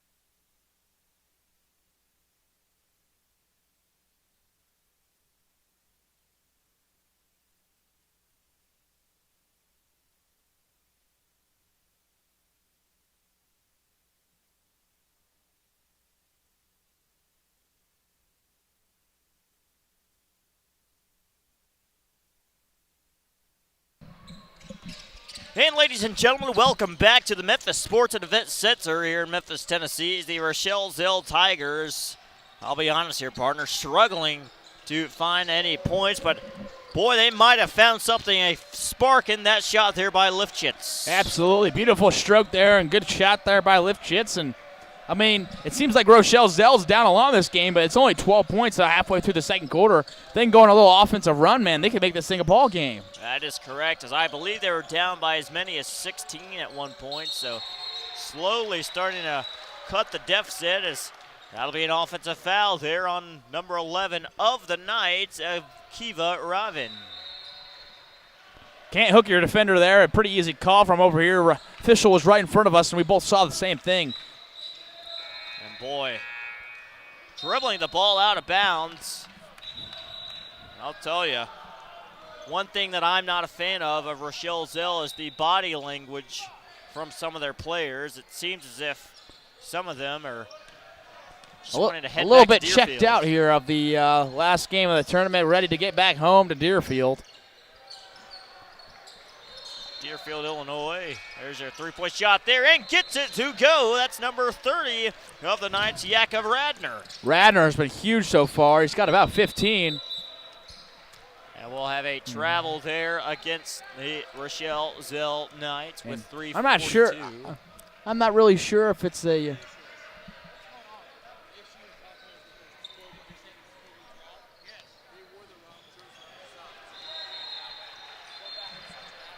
We have 3:33 remaining here in the second quarter, and another three-point shot there by number 30, Yakov Radner. This kid's getting hot. Yeah.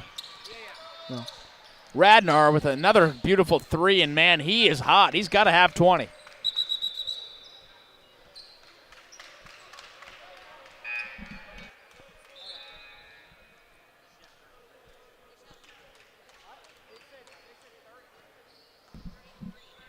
So that ball's going to go out of bounds. Rochelle Zell basketball, trailing by now 18 points, their largest deficit of the evening, or of the morning, I should say. This is Sunday morning.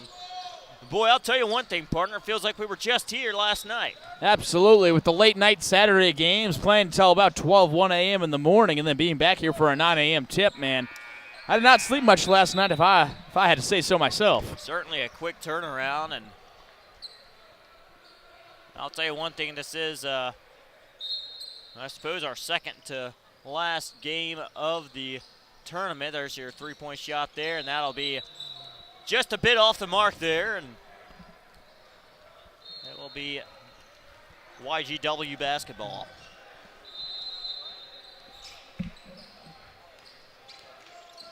Here are the Knights looking to extend their lead. Drives, goes up, and gets fouled, and that will be 2 shots here being taken by number 32 of the Knights, Aria Mond. That'll be the 3rd personal foul against number 1 of the Tigers, Spencer Seigel. As Mond missing that first shot at the charity stripe.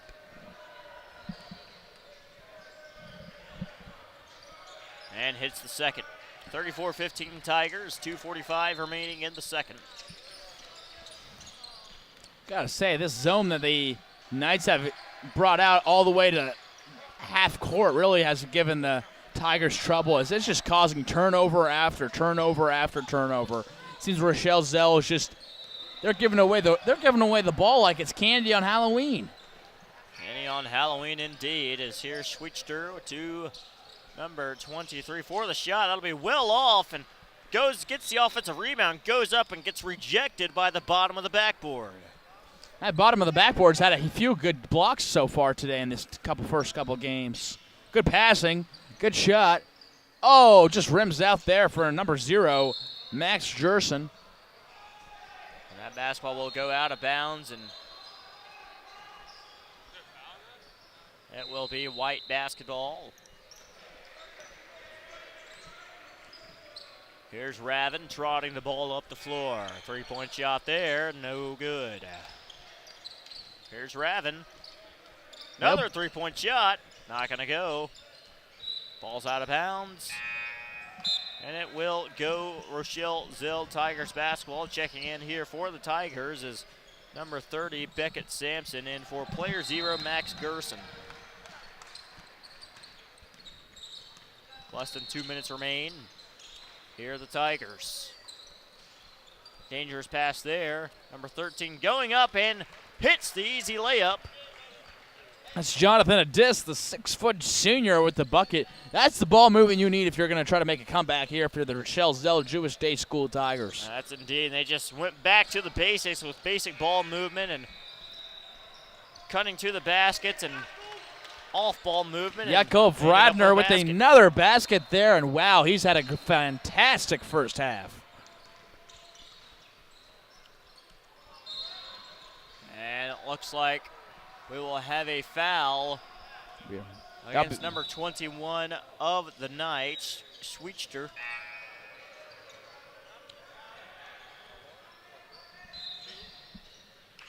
That'll be Schweitzer's second personal. And there's another steal. And they're outrunning again Radner from long range. That's a Hail Mary pass and the finish. Got to put on the goggles for that find. Now less than 1 minute remaining. 38-17. Ball's gonna go out of bounds, be deflected off by the Knights, and checking in into the contest for the Knights is number 23, David Mir Tyberg. Tyberg, the 5'11" senior forward, checking back in, and I mean this Knights team, they got a lot of depth and they got a lot of seniors and juniors, a lot of experienced players on this roster. They do indeed, and that experience is certainly working to their advantage here late in the first half, as they've been dominating all night, as we'll see a turnover there with 32.8 on the clock. Absolutely. A little bit of flustered. They got the good steal there for the Knights, but then they just threw it right back to the Tigers. So the last 30 seconds of the first half is here. And another turnover there by the Tigers, and they're off and running again. Missed the layup. Siegel gets it. He'll pass it. Now 10 seconds remaining on the clock. Knights certainly going to want to take the last shot. Down to 5 seconds, goes up. Not going to get it. That's going to go out of bounds with 3.1 remaining, and the Knights certainly going to try to do whatever it takes to get the slash shot off of the half. Absolutely, and they're going to run the same box play with the side pick. Expect Jacobson to come down. Good for a shot. Oh, my, and three-pointer there. And what a finish to wrap things up there by Ravin. And, wow, I think everything went perfectly there for the Knights in the first half. That'll do it here for the first half of action as the Yeshiva of Greater Washington Knights with a comfortable 24-point lead on the Rochelle Zell Jewish Day School Tigers by a score of 41-17. This is Jake Brewer and Dylan Maharg. We'll see you here in a few moments for second half action.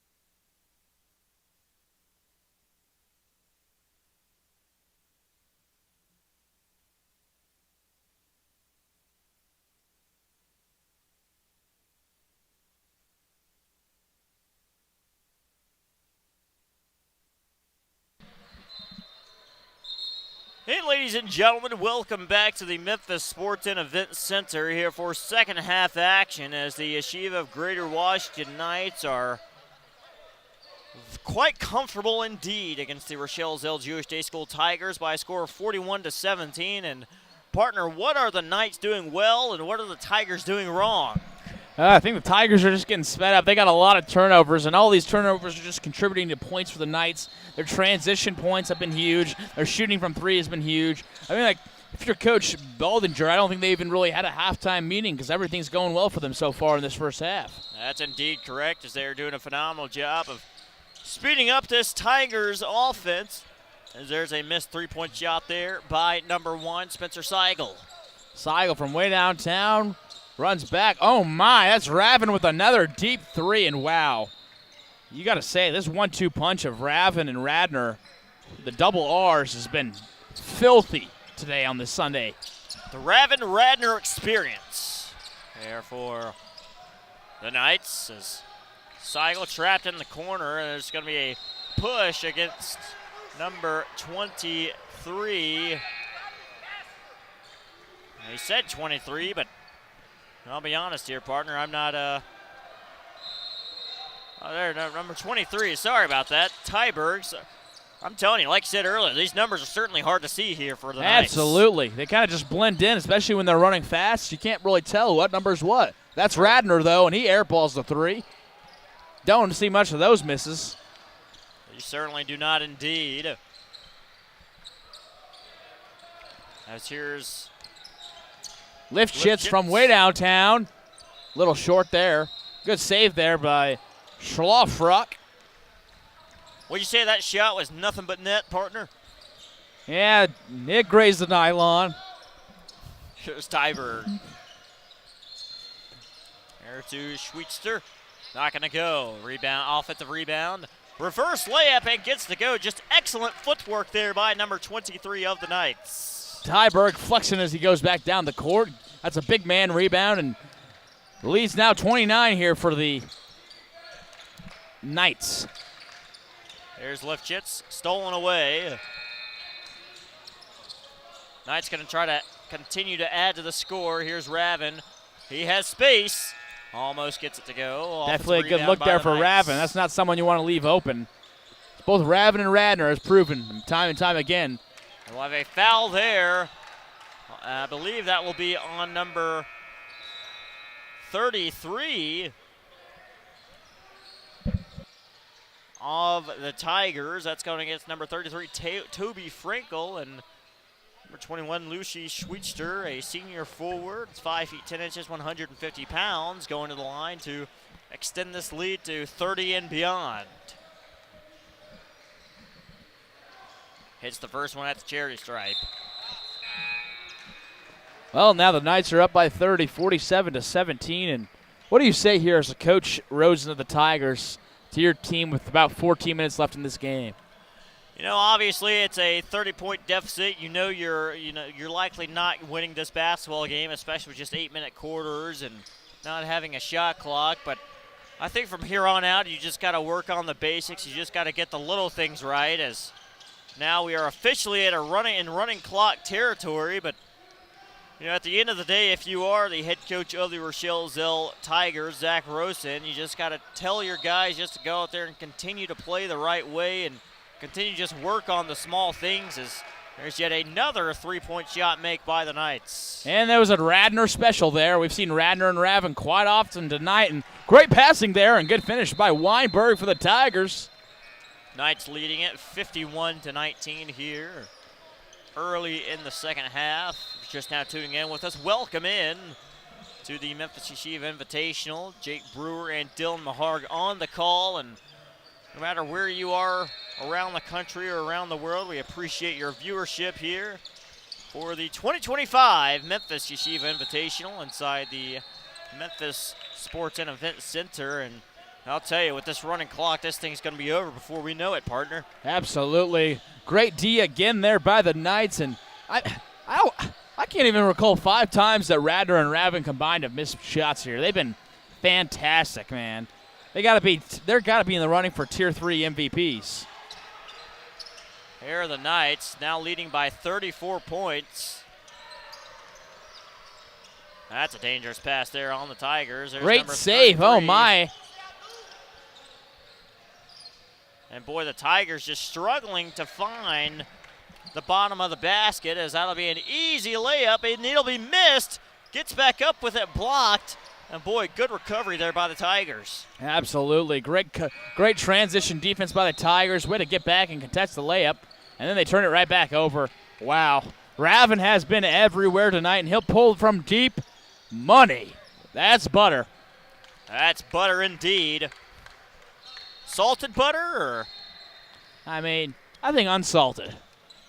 Nothing wrong with a little bit of unsalted butter, but looks like we'll have a timeout called by Rochelle Zell as the Yeshiva of Greater Washington Knights dominating here in Tier 3 play. We'll be right back on MemphisYeshiva.com.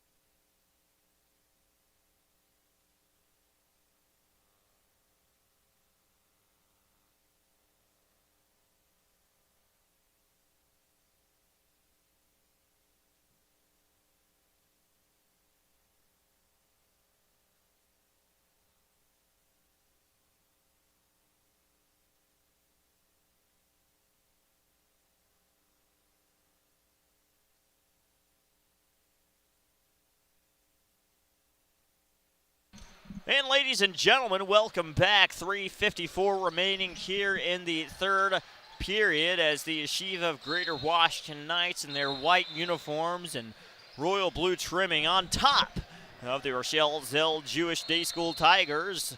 56-19, partner. Yeah, absolutely.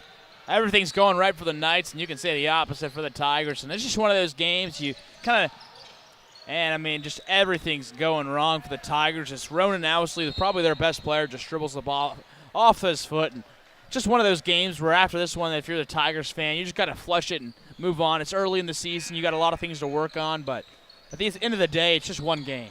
Indeed, and obviously a disappointing weekend for the Tigers, but like you said, just having the ability to flush things away, forget about it, and move on and learn from your mistakes and do better next time. That's really all you can do if you are a Rochelle Zell Tiger Absolutely. coach with or that, player. Didn't mean to interrupt you there, pal, but with that offensive illegal screen there by Radner, that is his third personal, so won't really make an impact on this game, but it isn't. Just wanted to let your fans know that Radner does have 3. Indeed, and there's Osley 4-3. Not going to go. Ball's loose. And we're going to have a jump ball, and it will be Knights basketball.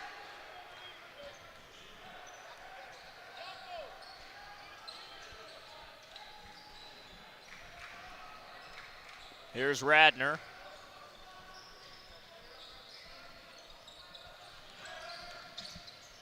Pops out to Tyberg. Tyberg throws down his teammate. Now Radner back with the basketball, and that will be a personal foul. I believe that's going to go against number 4 of the Tigers, Golan Rosen.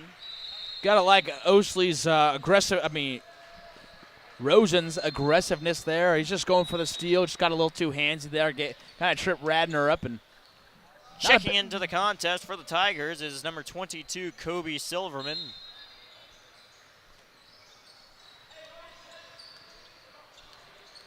Now less than 2 minutes remaining in the third.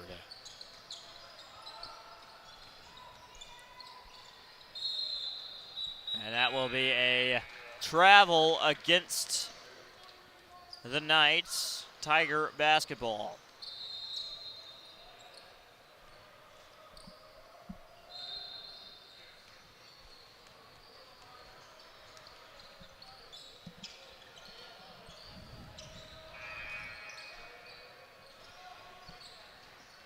And it looks like the Knights will still stay in their 1-3-1 zone. I mean, it's given them fits all day long, and I don't think the Tigers have ever really found a true resolution. I would certainly have to agree with that statement, as boy, the Tigers just turning the ball over once again. And as a head coach, obviously upset about the loss, but I think I'd be more frustrated at some of the body language, especially number 2, Ronan Osley. As a leader on this team, you got to be able to uplift your teammates no matter the circumstances. But right now, there's just a lot of negative looks on that young man's posture, and clock just dwindling away here in the third quarter. And it appears that nobody's in a rush here. And Radner Looks like going to the Radner was line. a little banged up and wanted to sub out, but he didn't realize he was shooting. Oh, my. Uses the back rim. Rolls in.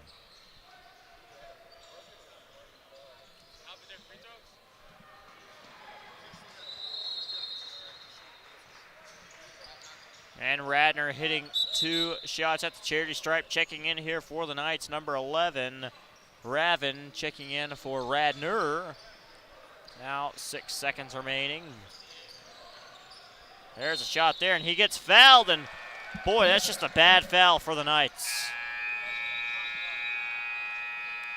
As the clock expires, but number 4 of the Tigers, Golan Rosen, going to go to the line. I'm not sure if that's a 2-shot foul or a 3-shot foul. Pretty sure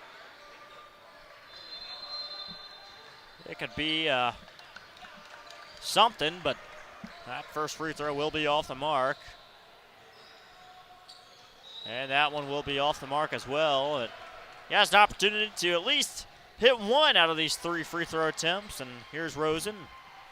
And that will be off the mark. So that'll do it here for the first 3 quarters of action as the Yeshiva of Greater Washington Knights on top of the Rochelle Zell Jewish Day School Tigers by a score of 58-19. We'll be right back.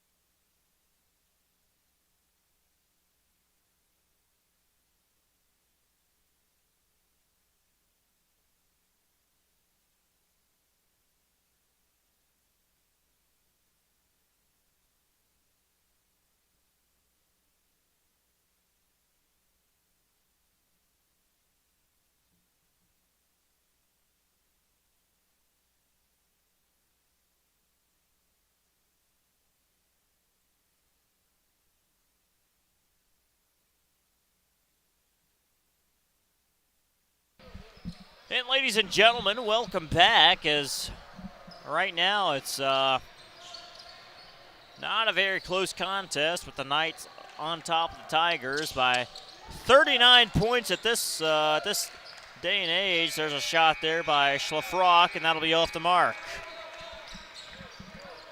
Knights bringing the ball back. Ravin with the basketball. Ravin. Here is number 22 of the Knights, Noam Catton. I believe that's Catton's first playing time of the night. That shot will be off the mark. And there's a basket there. That's number 32 of the Knights, Arya Mond. Mond with a great rebound and a finish. Wow. And another steal. Throw it up. Ravin with a little take and a little fadeaway layup there. And wow. I think Ravin and Radner have almost scored more points than the Tigers combined just with the 2 of them. Yes, they have indeed. 62-19. Rochelle Zell with the basketball. That's number 30. Not just Schlafrock, but just a bad pass. And I'll be honest here, if I'm the Knights, would you hold the basketball for 6:42? No, you still got to get some good practice in. Just get the kids some work. I mean, that's kind of classless to hold the ball for 6 minutes. Here's Ravin. Not going to go.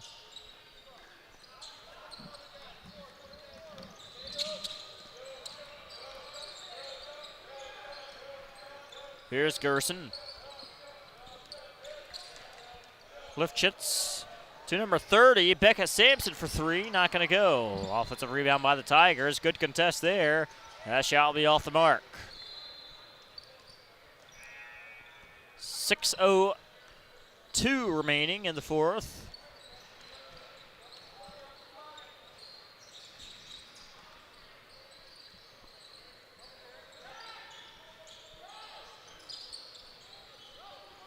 Knights working the offense.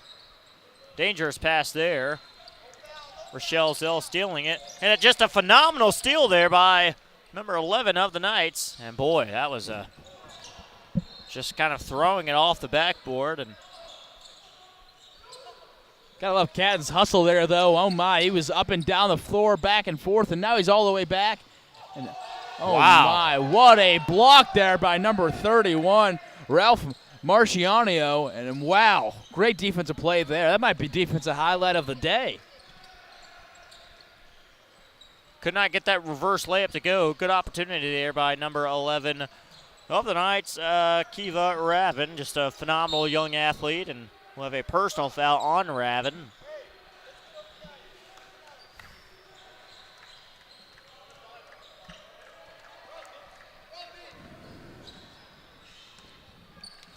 Oh, this quarter seems to be flying by. Good Yes, shot there indeed. by number 0, Max Jerson. Wasn't able to fall, but good look for him.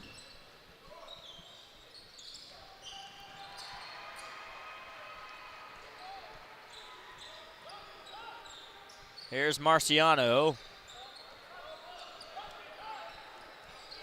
Ravin goes up, gets blocked. Schlafrock with the block there. Wow. What a defensive play by Schlafrock. He sent that one out to Jupiter. The Schlafrock block. There's Jerson three-point this shot time, there. little short. He's loving that corner shot. Now at the midway point here in the fourth quarter, 62-19 in favor of the Knights. 3-point shot. It gets it to go, and their bench has exploded. That's number 22 of the Knights, Noam Catton. Now I have a timeout called by Rochelle Zell, but I believe the only purpose of that timeout was to have a platoon swap in their substitution methods. So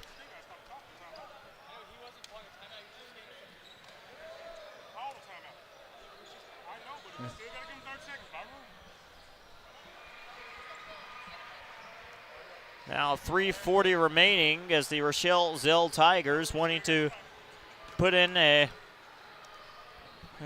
group of 5 guys and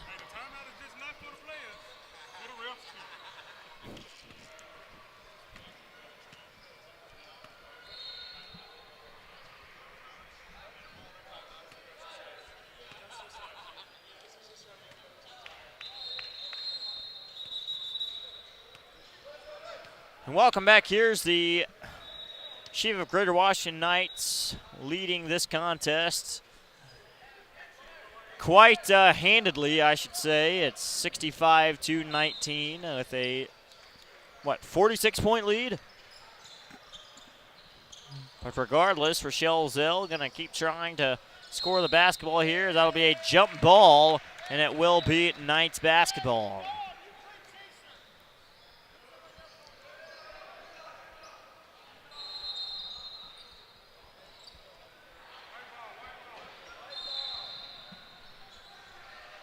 Well, White with the possession after the jump ball. With 3 minutes here to go in the final day of the Memphis Yeshiva Invitational.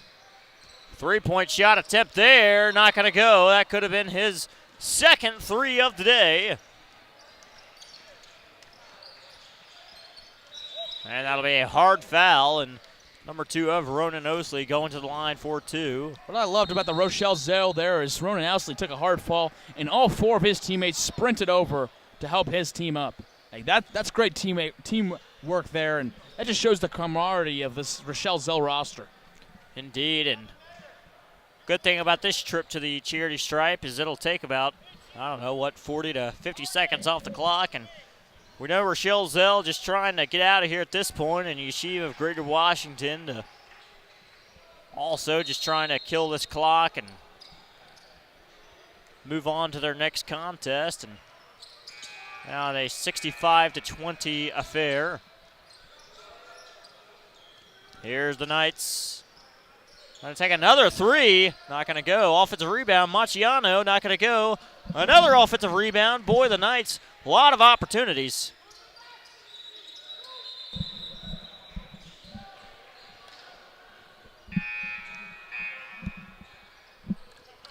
Checking into the contest for the Tigers. Number 4, Golan Rosen. 1, 2, 3, 4, 5, 6. There were 6 players on the floor there for a moment, but officials let them take care of it on the fly.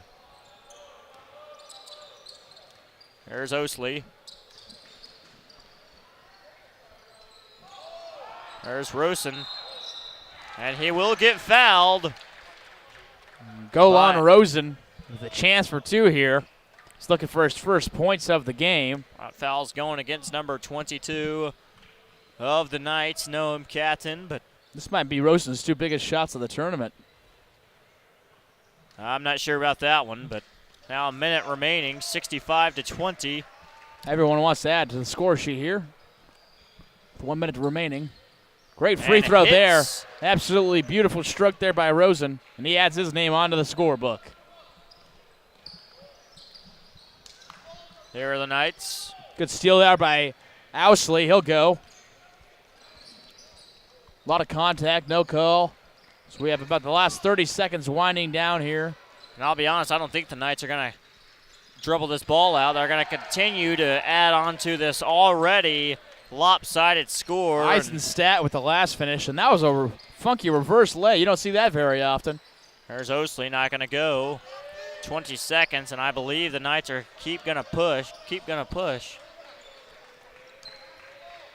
Now the Knights are going to pass the ball around, dribble this one out, and that'll do it here as the Yeshiva of Greater Washington Knights defeating the Rochelle Zell Jewish Day School Tigers soundly by a score of 67-21. That'll do it here for game number 2 on court number 1. We've got one more game here for you very, very soon. But until then, I'm Jake Brewer alongside my broadcast partner, Dylan Maharg, saying so long, and we'll see you very, very soon.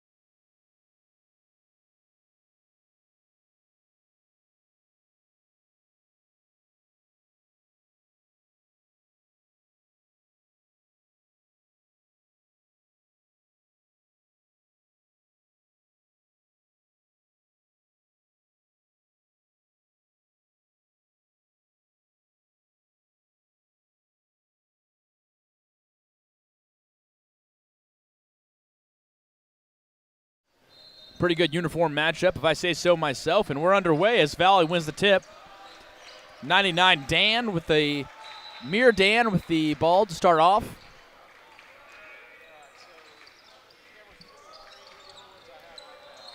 A lot of size on these teams. It's number 14. It's huge for LA Club.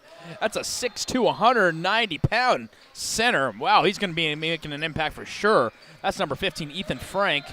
Shot, three-pointer short. Rebounded by Frank.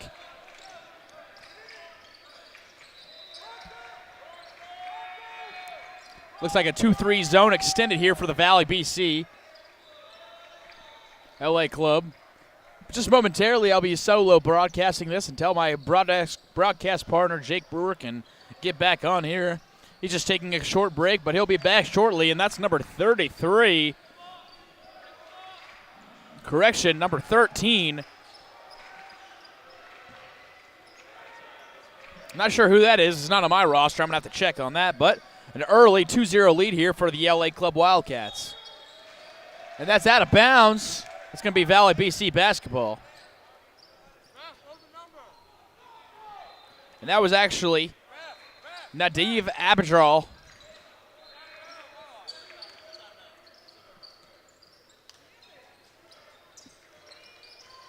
Oh. And the Valley picks it up. Great hustle there. That's Dan on the ground. He's flying for it. Wow. 17, Raham gets it. Number 8 from way downtown. Two guys on him. Air balls, but number 23 with the rebound.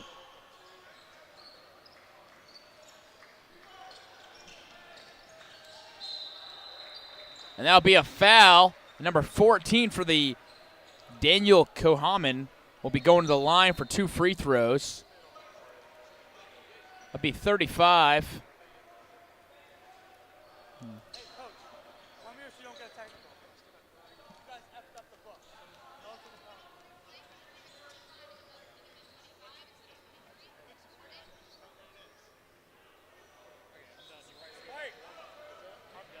Sorry, we're having some book difficulties here at the scores table, but that foul was on number 8, Ben Maharjaretis. Number 14, that's Daniel Koheman, makes 1 out of 2.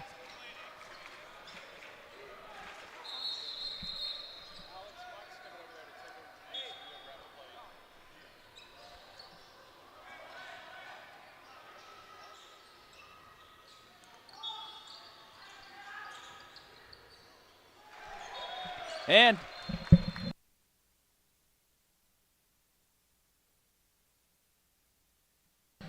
ball's in to Mir Dan.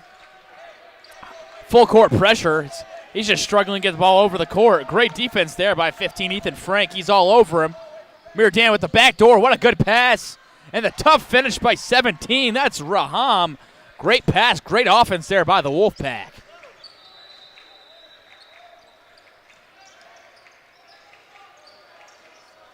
The Wolfpack from Valley Village, California, making the trip over here to Memphis, Tennessee. Good pass.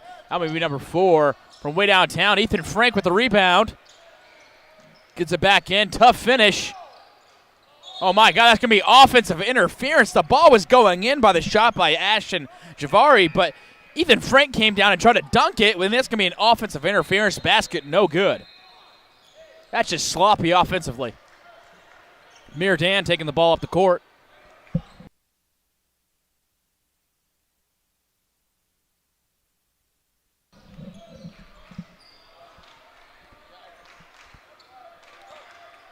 Good ball movement.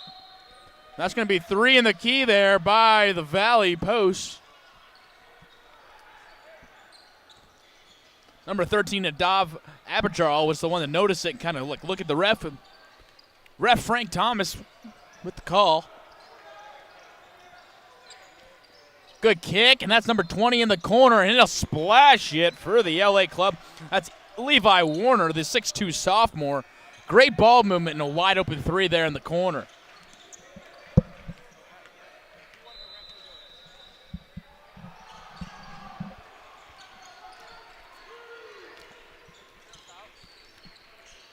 LA Club with great defense so far, but Valley needs to spread out the offense a little bit. They've been a little jam-packed.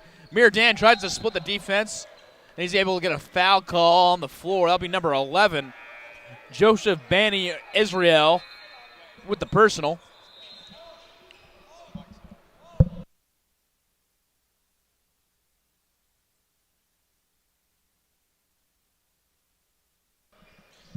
Valley ball underneath the basket. Can't find anybody. Throws it up top. That'll be 33. Bazuglu with the ball. Now back to Dan. Dan steps. Kicks it.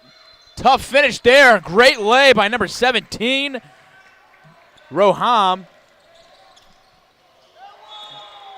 It's going to be a foul on number 87, Ethan Rabibo. And number 14, Koheman, back at the line for two.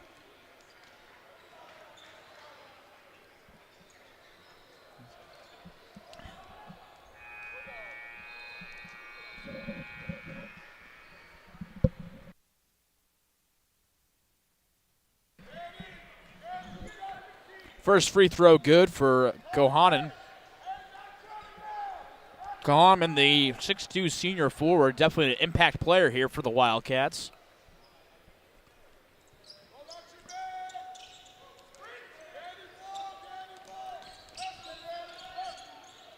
Raham gives it back to Dan, and Mir Dan will bring the ball up. The 6-foot junior, 180-pound. Talented guard. Drive. Absolutely stuffed there by Roham. Kicked out, 87. Back to Raham. Raham drives. Good defense, and we're going to get traveled there. That's just fantastic defense there by Daniel Coleman to force that travel.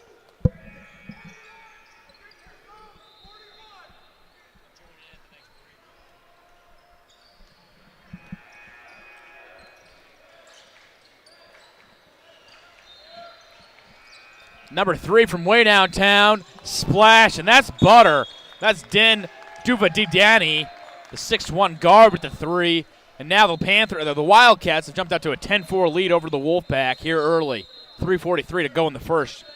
Just a 30-second timeout, so we'll stay right here on MemphisYeshiva.com.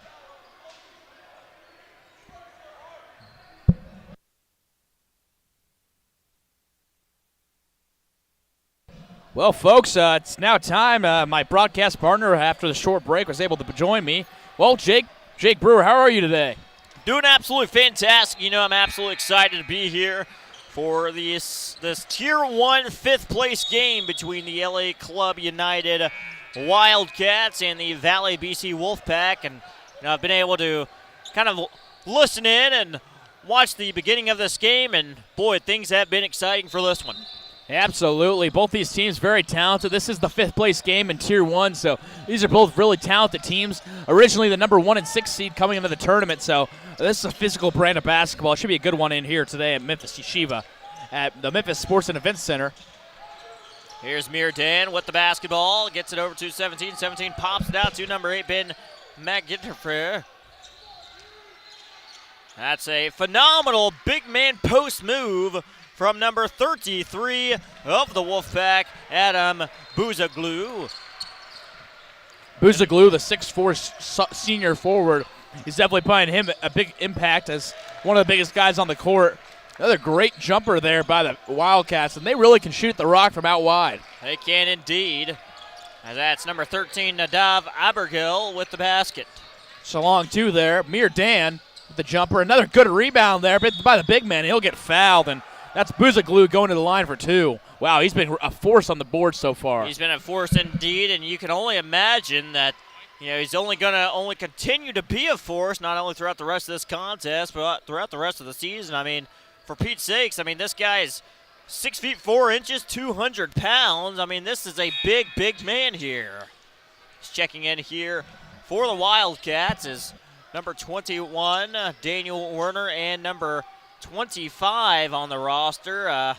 Not sure who that could be exactly, but regardless, Buzaglu hits both shots from the charity stripe with 2:45 remaining in the first. Both teams with 2 team fouls each. Wildcats working their offense.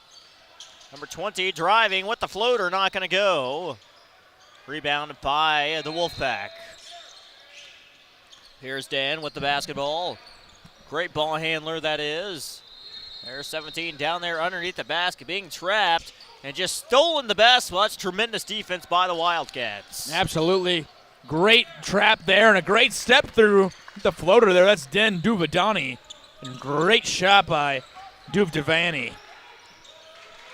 Den Duvadani, Duvdevani, I should say. Fantastic piece to this club from California. And correct me if I'm wrong, both of these teams are from California, are they not? I believe this would be a California Classic. California Classic here in Memphis, Tennessee. With 1:50 remaining here in the opening quarter. LA leading by just 6 points, but boy, defensively they've been all over the place. There's number 3. That's a number 25 with the shot, not going to go. Offensive rebound by the Wildcats goes up, no good. Here's Dan. To Lebowitz. Lebowitz back to Dan. Hard screen there. And that'll be a reach-in foul on number 11 of the Panthers, Joseph Bani Ezraeli.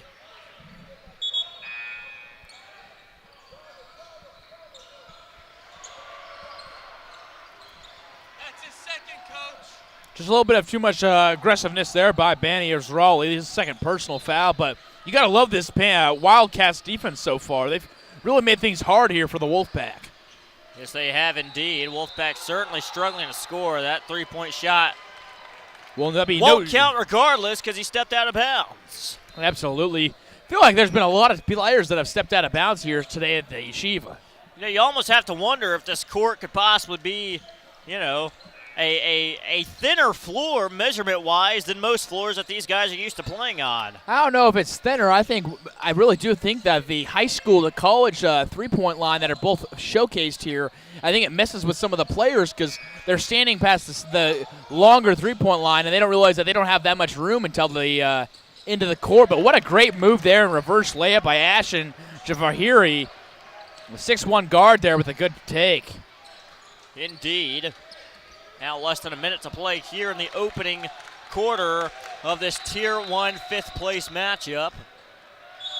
Now we'll get a foul there. You know, speaking of the fifth place, you know, both teams making it into that Tier 1 bracket, but you know, obviously both teams falling short, not being able to, you know, claim that Dr. Ed Weiner Memorial Trophy. And you know, if you are Coach Ryan Coleman of the Wildcats, you know, you came into this thing as they ranked the 1 seed and, you know, obviously going to fall short, but, you know, it's just going to be interesting to see what this team can do, not only throughout the rest of this contest, but throughout the rest of the season as well. Obviously not meeting expectations of hoisting that trophy. So that three-point shot will be off the mark, 22 seconds remaining.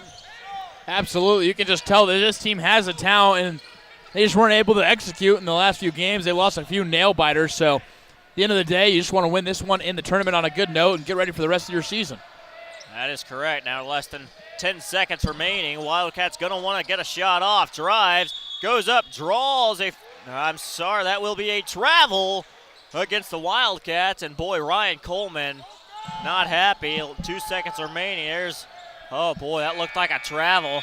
And my goodness, if he got that in, that certainly would have been controversial. But that'll be the end of the first quarter as the LA Club United Wildcats leading the Valley BC Wolfpack by a score of 16-8. We'll be right back here for the Memphis Yeshiva Invitational.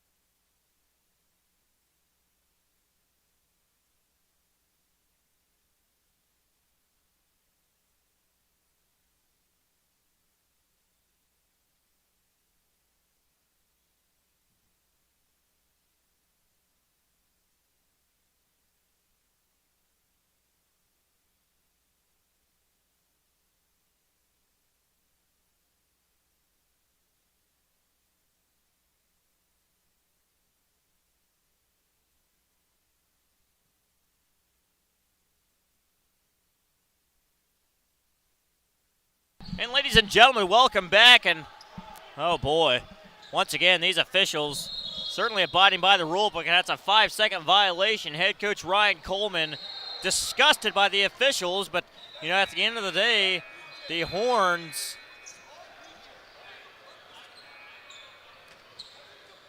boy, coaching staff's very, very, very upset, and at the end of the day, you know, you have a minute. You gotta abide by the horns that are going to be sounded. As we'll have a travel there. What'd you think of that situation, Dylan? I can't even put into words what just happened. Yeah, that's happened a few times so far this tournament, and I think it's just the lack of execution and lack of knowledge when you're in the timeout. You got to get out there, and I feel like there just needs to be a little bit better communication between teams and officials, but also I think the teams need to be better about getting out of the timeouts at the proper time. Yes, they are. What a good play there. I love that pick and roll to the corner. Just can't. The officials certainly don't make the rules. They just abide by the rules. And can't be upset about them, but that'll be a personal foul against the Wolfpack. I believe that'll be on number 87 of the Wolfpack, Ethan Rabibo. As that ball will be going out of bounds.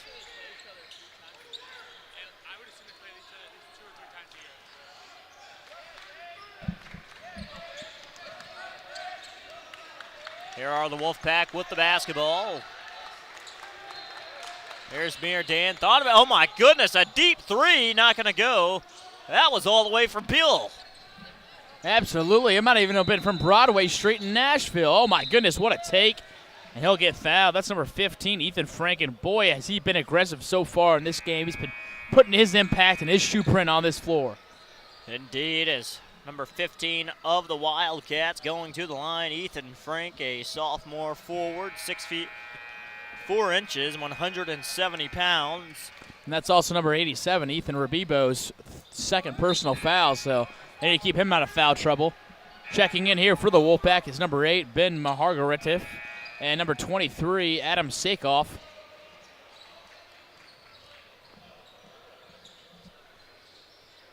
Still no score here in the second quarter. But there's the first basket. It is now 17-8 in favor of LA. Gotta love the aggressiveness and the clean basketball. And there's a foul, announcer jinx, but gotta love so far. There's pretty big clean basketball. Both teams have been really fighting for every possession. That is indeed correct. Here's Dan with the basketball.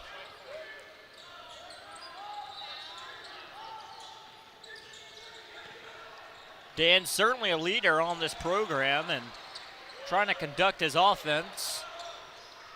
Boy, the Wolfpack searching for some sort of offensive spark is still within the single digits with now over a minute played in the second quarter.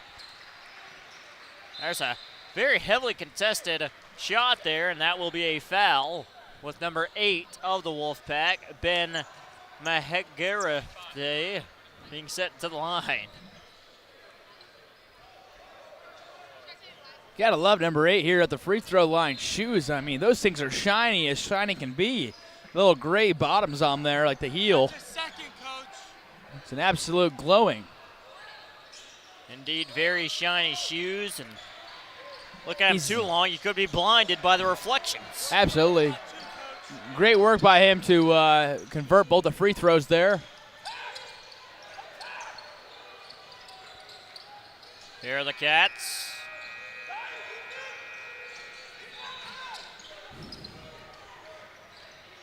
Boy, tremendous ball movement there by this offense, and underneath the basket, and ball's going to go out of bounds. I thought there would be a foul call, but no foul call indeed, as number 13 of the Panthers checking in. Nadav Abergel, as well as number 14, Daniel Kohanem. Kohaman and Frank, 14 and 50, that both made their impact early. Kohaman with a couple big rebounds and a couple big baskets. Definitely made an impact. Great pass. Butchers the layup, though. Here's a three-point shot there. Not going to fall. Oh, my. My Wildcats. Goodness. This Valley team cannot get a rebound. There's another three-point shot, not going to go as well. And another chance for the Wildcats to score here.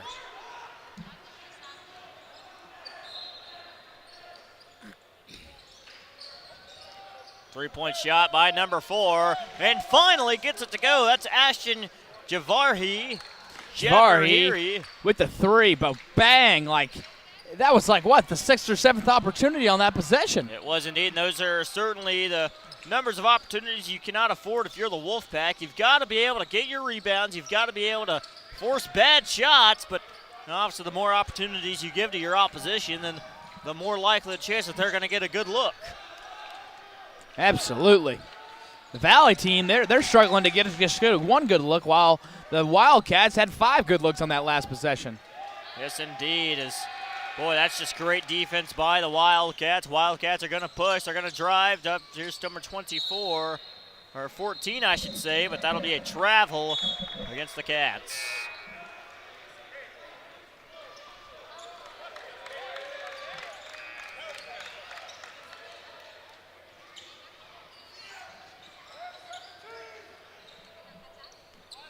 Well, it's safe to say that Coach Leor Schwarzenberg and Eliesa for the Wolfpack are not very thrilled with their performance so far. So they're very upset on the sidelines. And there's a reason to be upset after another turnover there by the Valley. That is certainly correct, but you just got to give a huge shout-out to this Wildcats defense. They're certainly giving the Wolfpack headaches. There's number 4 over to number 20 with the basketball. 20 popping it out to number 14 for 3, not going to go. Oh boy, dangerous pass. There's number 8, and that'll be a personal foul against number 24 of the Wildcats, Ashton Noriani. Was not a bad foul there as he stopped the fast break, but obviously you don't want to just commit a foul to commit a foul. Here's Veer Asiyaj Raham with the basketball. And boy, hard foul there on number 4, Ashton Javahiri once again. Man, you got to feel for Mir Dan. He's been taking a beating so far in this game, running point guard. Now we've got a technical foul issued. Not sure who that's going to be against. I believe it's going to be on number 4, Javahiri. He just got in Mir Dan's face and was talking some smack.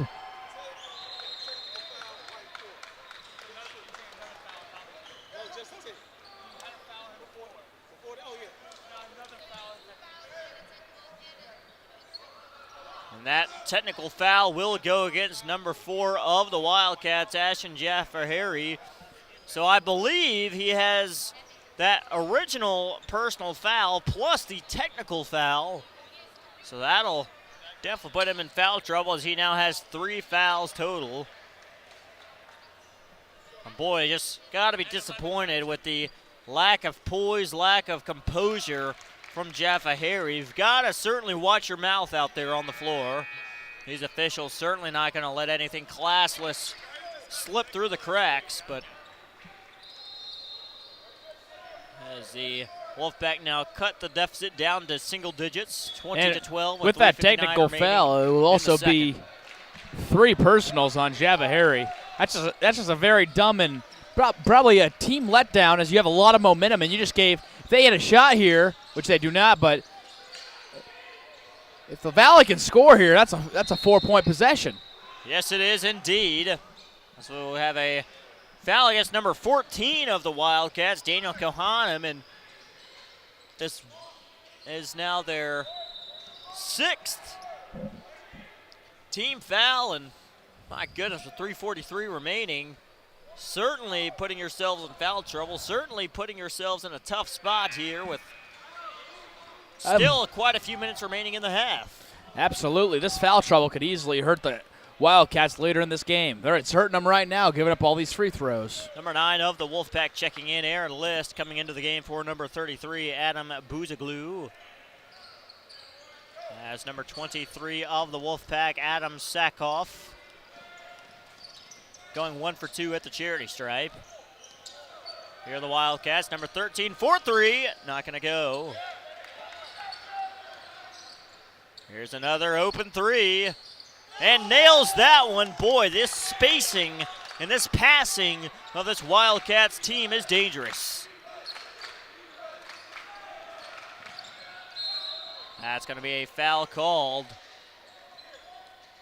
Not sure who that will be against. It but might be on number 4, it looks like. It is on number 4. That's going to be Javahiri's 4th personal with 3 minutes to go in the first half. Boy, earlier I discussed how in one of our earlier games that I was the earliest that I had ever seen anybody foul out of a basketball game, but that was midway through the third. But here we're midway through the second. He's one foul away from being disqualified.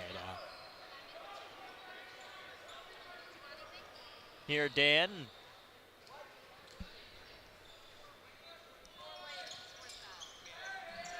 Hitting that shot.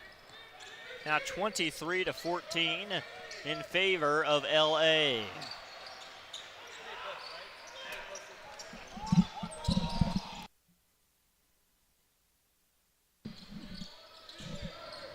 Now 3 minutes to play here in the second period. That's going to be a personal foul. That'll be... It's going to be a personal foul on Aaron List with the reach, the 5'9" guard.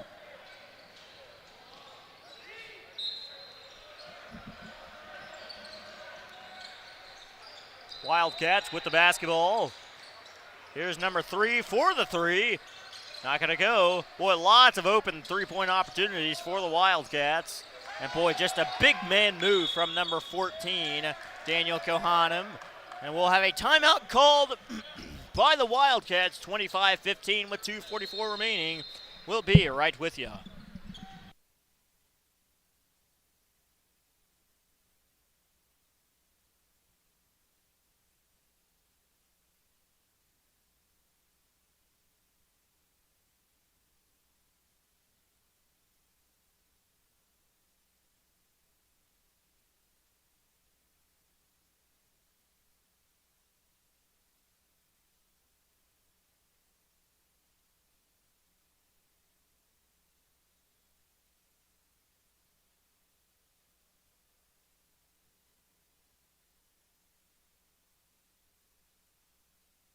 And ladies and gentlemen, welcome back to Tier 1 play in this 5th round matchup between the LA Club Wildcats and the Valley BC Wolfpack.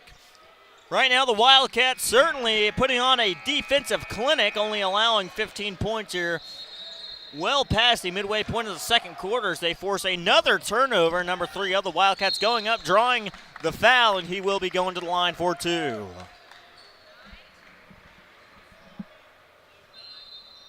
That foul's going against number 9 of the Wolfpack, Aaron List. And that's List's second personal.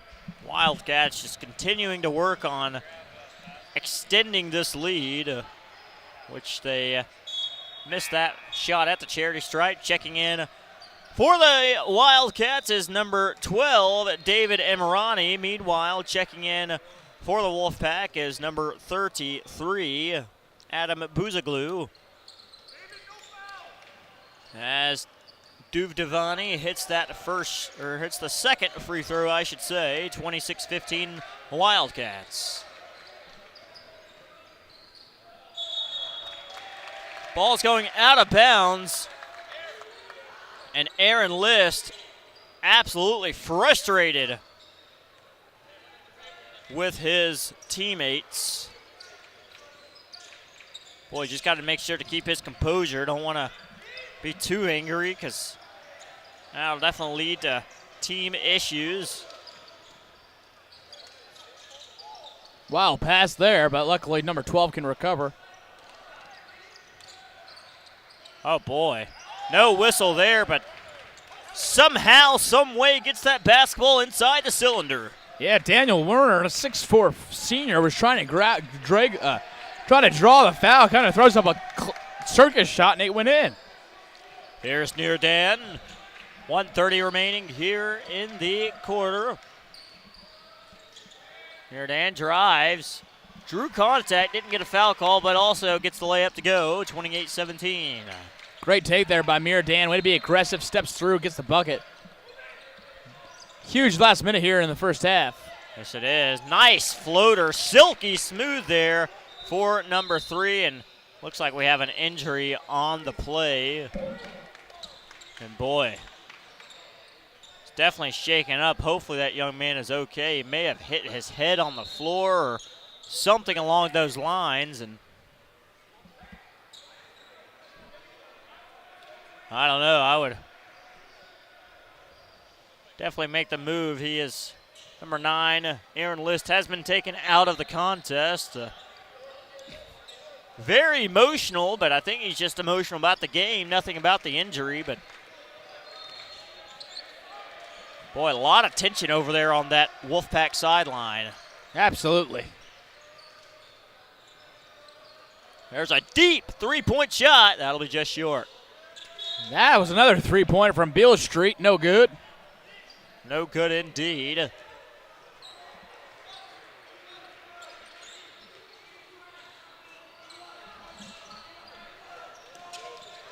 As the Wolfpack looking to score once more.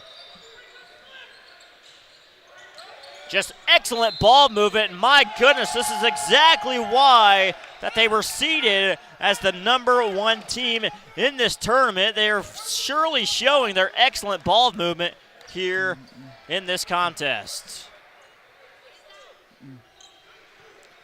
That's number 21 of the Wildcats, Daniel Werner. And number 23 checking into the contest for the Wolfpack is number 23, Adam Sackhoff, in for 99, Mir Dan.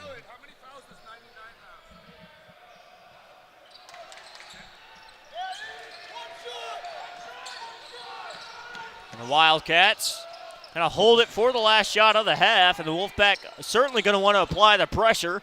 Absolutely. Looks like they're in an extended 2-3 zone here.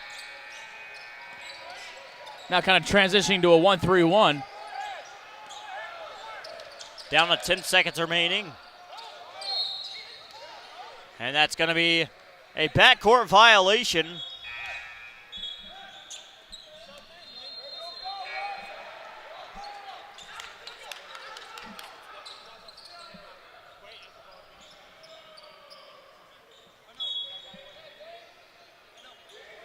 .2 remaining. Wolfpack desperate for something here on this last possession. Shoots it up, and that will be a travel call with 1.5, and that'll give the Wildcats plenty of time for a shot. Absolutely. Especially with where you're inbounding the ball here.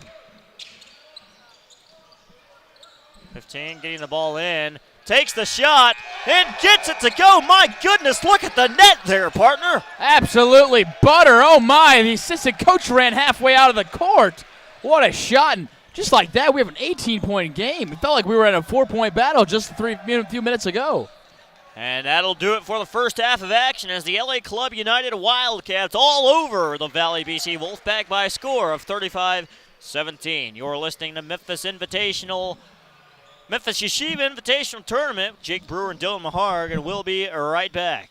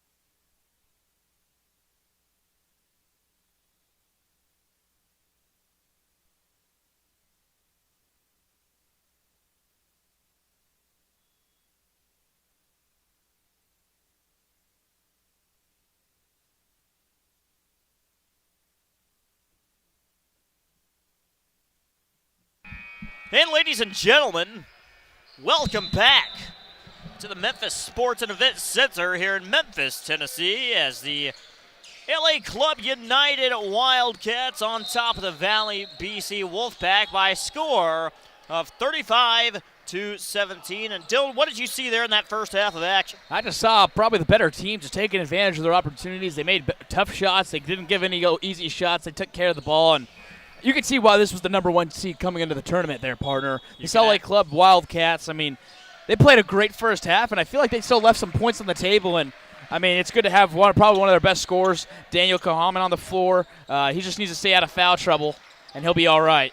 That is absolutely correct. As this is Tier 1 fifth place matchup. And, you know, like I said earlier, obviously the LA Club United, they don't really want to be here in this contest. But at the end of the day, this is where they're at. And they're obviously going to do their best to win this contest, and boy, they are surely looking good as of this moment. And now 37-17 in favor of the Wildcats, and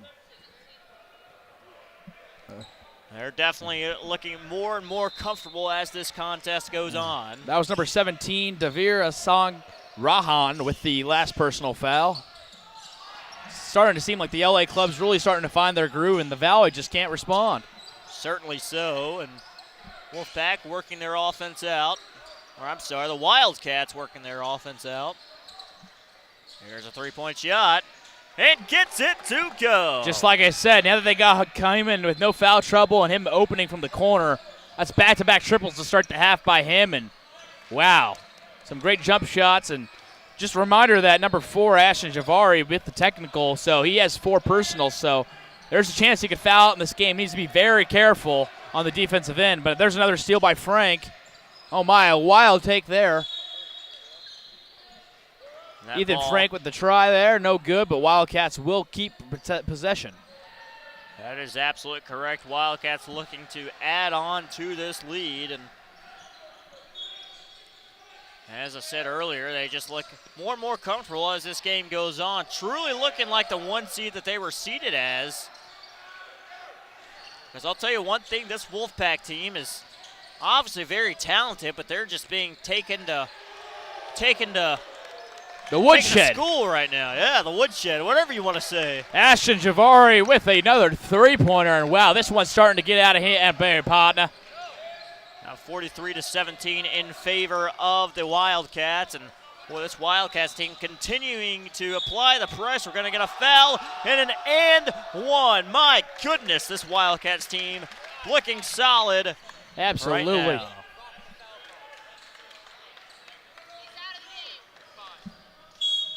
And that's number 87, Ethan Rabibo. He is fouled out, and now, partner, it's a 10-0 run in the first 2 minutes of the third quarter. And I got to say, I think that 10-0 run really just puts this game out of reach. It certainly does. I certainly believe that, you know, this Wildcats team looking very, very solid. And, you know, I'll tell you, if they continue this fast-paced scoring, they could end this game with 90 to 100 points. Yeah, I mean, they're certainly close to – they got 45, 35 at halftime. I would not be surprised to see them in the 70s or 80s. Their defense has been phenomenal, as well as another steal. Ethan Frank's been everywhere. He's going to leave it off for his teammate. He's going to get fouled, and that's going to be Ashton Javahari at the line for 2, trying to put his team up by 30. And wow, the 18-point lead at a half has now blossomed to a 28-point lead just a few minutes into the third quarter. Yes, it has indeed, as number 4 of the Wildcats, Ashton Javahiri, a junior forward, 6 feet 2 inches, 180 pounds. And boy, the Wildcats certainly clicking on all cylinders here early in the second half, as that's already 4 team fouls against the Wolfpack here in the third quarter. 47-17. I certainly didn't expect, that's a travel, but partner, I certainly did not expect the Wildcats to just dominate like this so easily. Absolutely. Great defense there by number 13. That's Nadav Abajar. And oh my, like nothing can go right for this Wolfpack team so far in the second half. And you can hear it from the bench of the Wildcats. They're going crazy for everything. And that's another triple by number 4, Ashton Javahari. And just like that, it's a 15-0 run to start the second half, and this game is getting out of hand. It's certainly getting out of reach indeed, as we should be hitting the running clock threshold. But now 50-17, as you said, but Wolfpack with a three-point shot there. That'll be well off the mark, and boy, Wildcats with all the momentum on planet Earth at the moment. Absolutely. And I mean, wow, they are now up by 33, just like that. I'm shell-shocked by the second half so far, partner. I feel like this was just a single-digit game not too long ago. Absolutely. I believe it was like, I think it was 16-10. I think it's been a 40-7 run? 34-7, if you will. That three-point shot's going to be off the mark. Yeah. Near Dan with the basketball.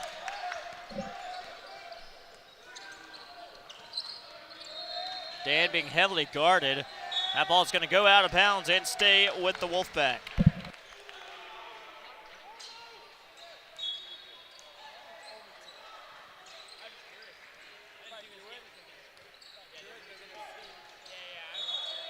And that will be a travel against the Wolfpack.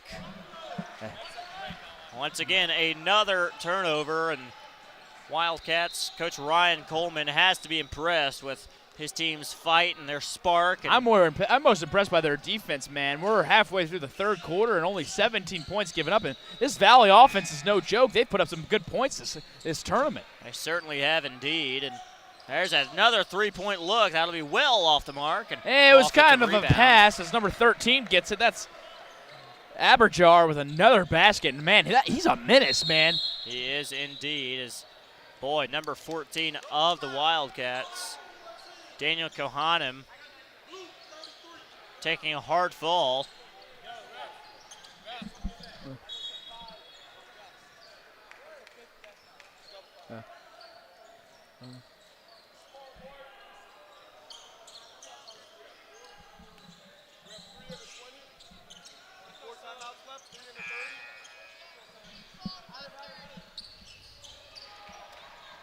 Checking in for the Wolfpack, number 45, Gabriel Cohen, 6'5", sophomore.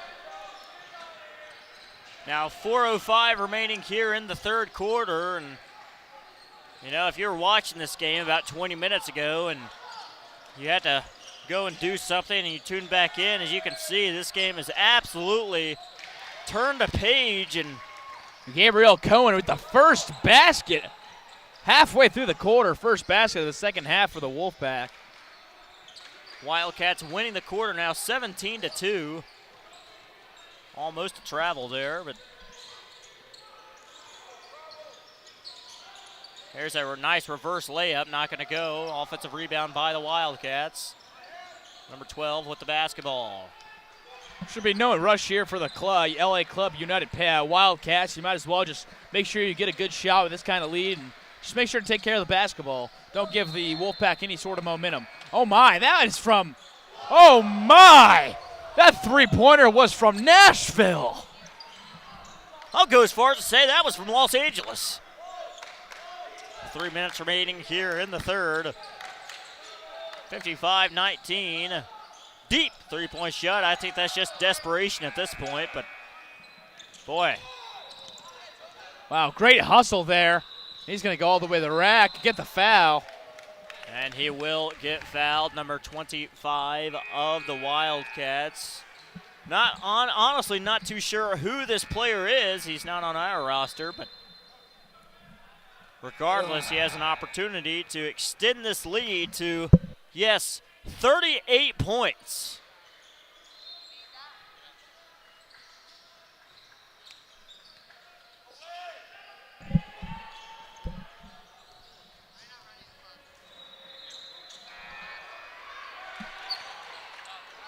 Here's three-point shot.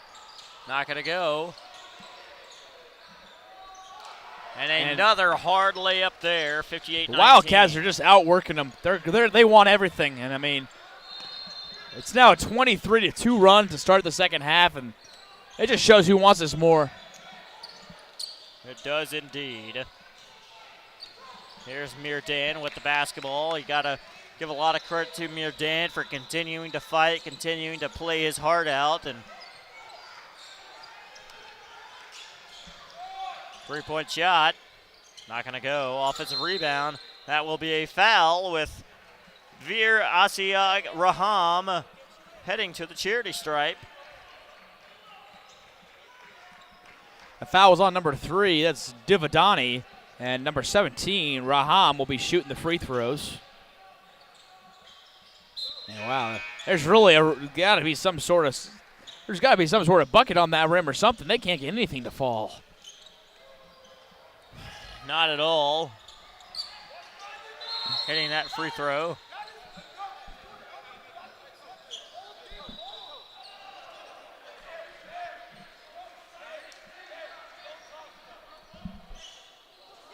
As we have an animated assistant coach. Am I counting that free throw? Just Sorry count about it. the distraction, but Hey, ref! boy, things are certainly Are you counting that free throw? No free throw. That free throw, is that counting or no? If you're about to call something, I just blew the whistle.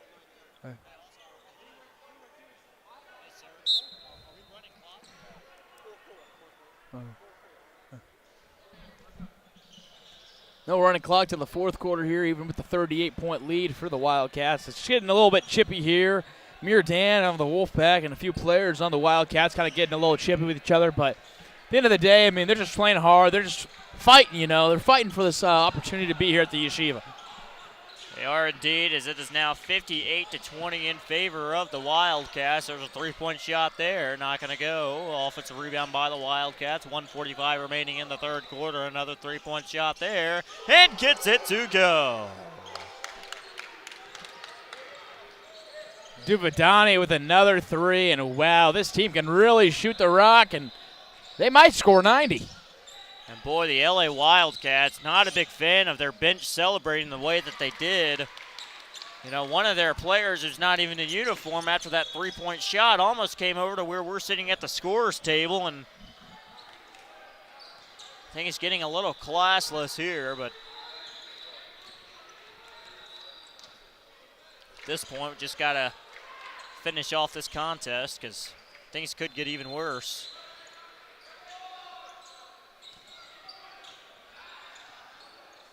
There's three-point shot and gets it to go again.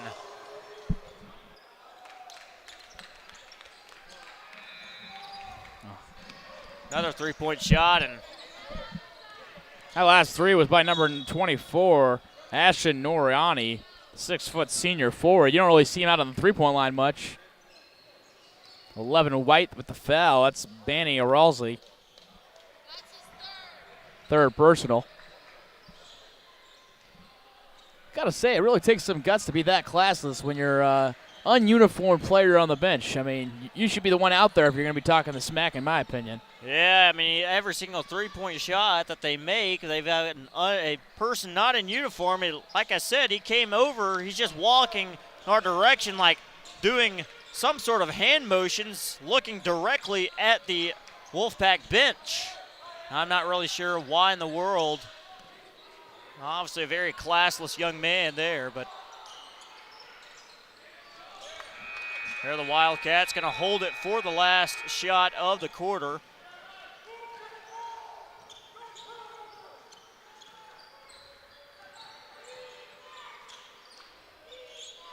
Now, less than 20 seconds remaining here in the third. Thought about a 3 there, but still going to hold it. Holding for the last shot of the quarter here are the Wildcats. There's a three-point shot, not going to go. 2 seconds remaining. Throws up for the full court heave, but not going to get it, and that'll be the end of the third quarter as the LA Club Wildcats leading by a score of 64-23.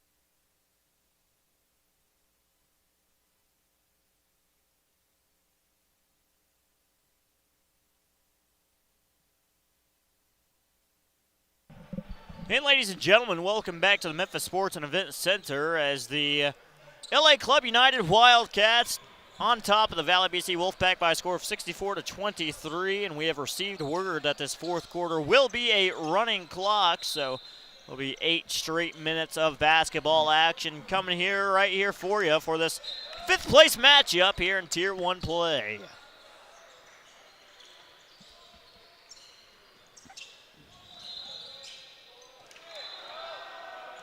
As the Wildcats continuing to apply tough pressure. Yeah, their defense is relentless. They don't give you anything easy all game. That is correct. That ball's going to go out of bounds, and it will be Wildcats basketball. It's been about 24 and a half minutes of just straight lockdown defense from this Wildcats D, and that's all you can ask for Coach Coleman. He's probably thrilled with his defensive performance. Wildcats certainly a well-coached team. Yes, they certainly didn't achieve their goal this weekend, but there's a three-point shot there, not going to go.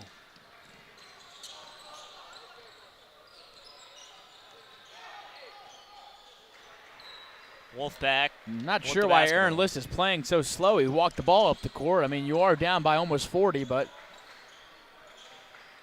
Yeah, I think they're just going to try to work their offensive sets, not be in any sort of rush. There's a hard foul there. That'll be against number 24 of the Wildcats, Ashton Noriani. Sends number 45, Gabriel Cohen, to the free throw line. Gabriel Cohen hasn't played much in the first half, but second half he's had some good quality possessions. Cohen, a sophomore center, 6 feet 5 inches, 200 pounds, I should say, as he will miss that first free throw and checking into the contest. Well, not quite yet, but here at the scorer's table, about to check in for the Wolfpacks, number 15, Nathaniel Goodman.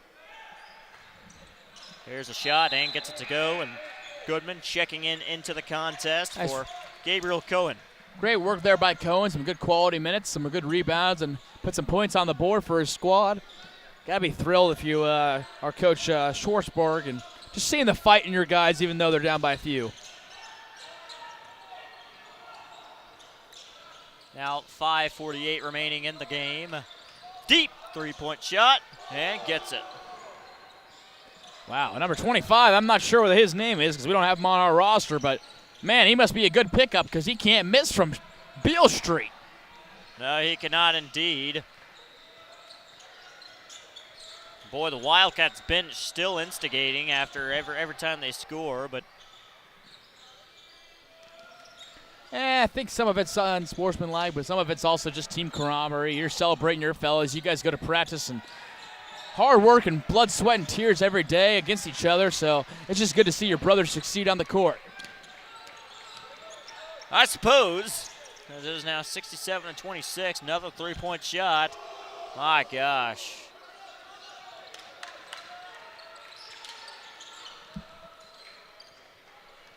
(70-26). Wildcats.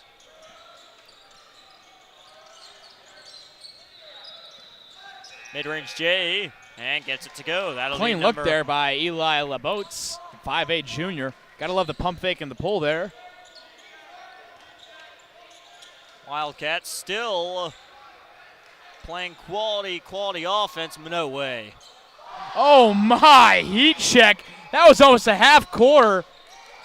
I mean, that was from NBA range, and he still made it. That was certainly NBA range indeed, as they've now swelled this lead. It's now a 45-point lead here, partner. And I'm kind of interested. I want to see this kid. Great hustle there by. That's Aaron List to get the ball back. He'll go up for the floater, a little long. And we'll have a timeout. I believe this will just be for substitution purposes, as number 3 of the Panthers checking in. That's Den Duvdevani, and also number 21, Daniel Werner, checking into the contest. 73-28 in favor of LA. No way. Not going to go there, as at this point, this is just kind of comedy here. Just it's almost turned into a three-point contest from half court for the Wildcats team. 25. Not going to go.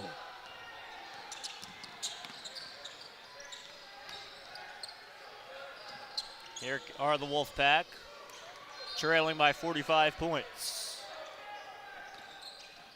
Drives. Pops What it a out pass for over the three. head.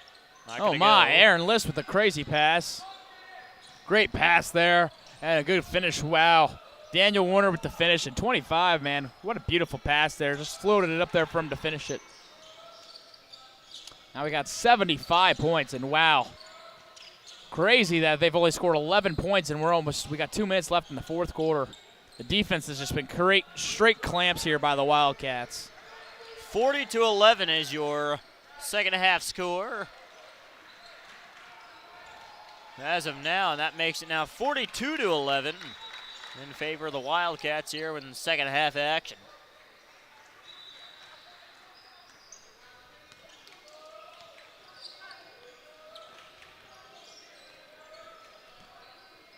Deep three there by number 17 of the Wolfpack, and that'll be Veer Asiaj Raham. Great shot there by Raham.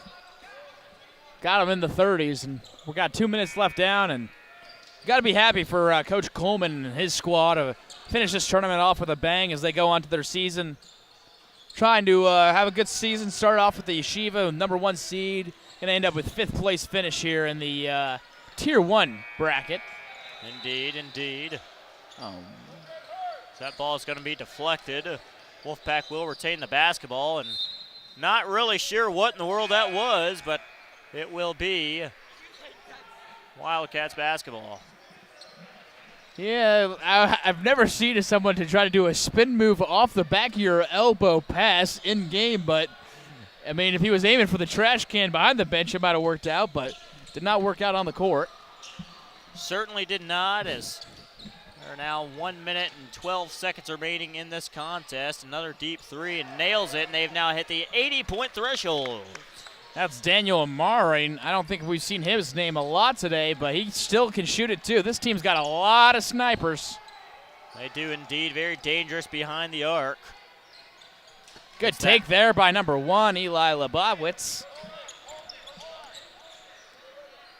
And it looks like the LA Club United Panthers going to hold it for the last shot, as we now have 40 seconds remaining in this contest, and it appears that the LA Club United Panthers are going to go home with a 5th place positioning, and we'll call it there early as the LA Club United Panthers knock off the Valley BC Wolfpack by a score of 80-33. That'll do it here on court number 1 here with the Memphis Yeshiva Invitational, and that'll also do it for myself, Jake Brewer, alongside my broadcast partner, Dylan Mahark, here for the 2025 Memphis Yeshiva Invitational. Dylan, any last words? Just want to thank everyone for the support and for tuning in, and we'll see you back next year. We'll see you back here next year, indeed, for the 2026 Memphis Yeshiva Invitational, but certainly privileged and honored to call this tournament this weekend, and we will see you next year. So, wherever you're watching, thank you for tuning in,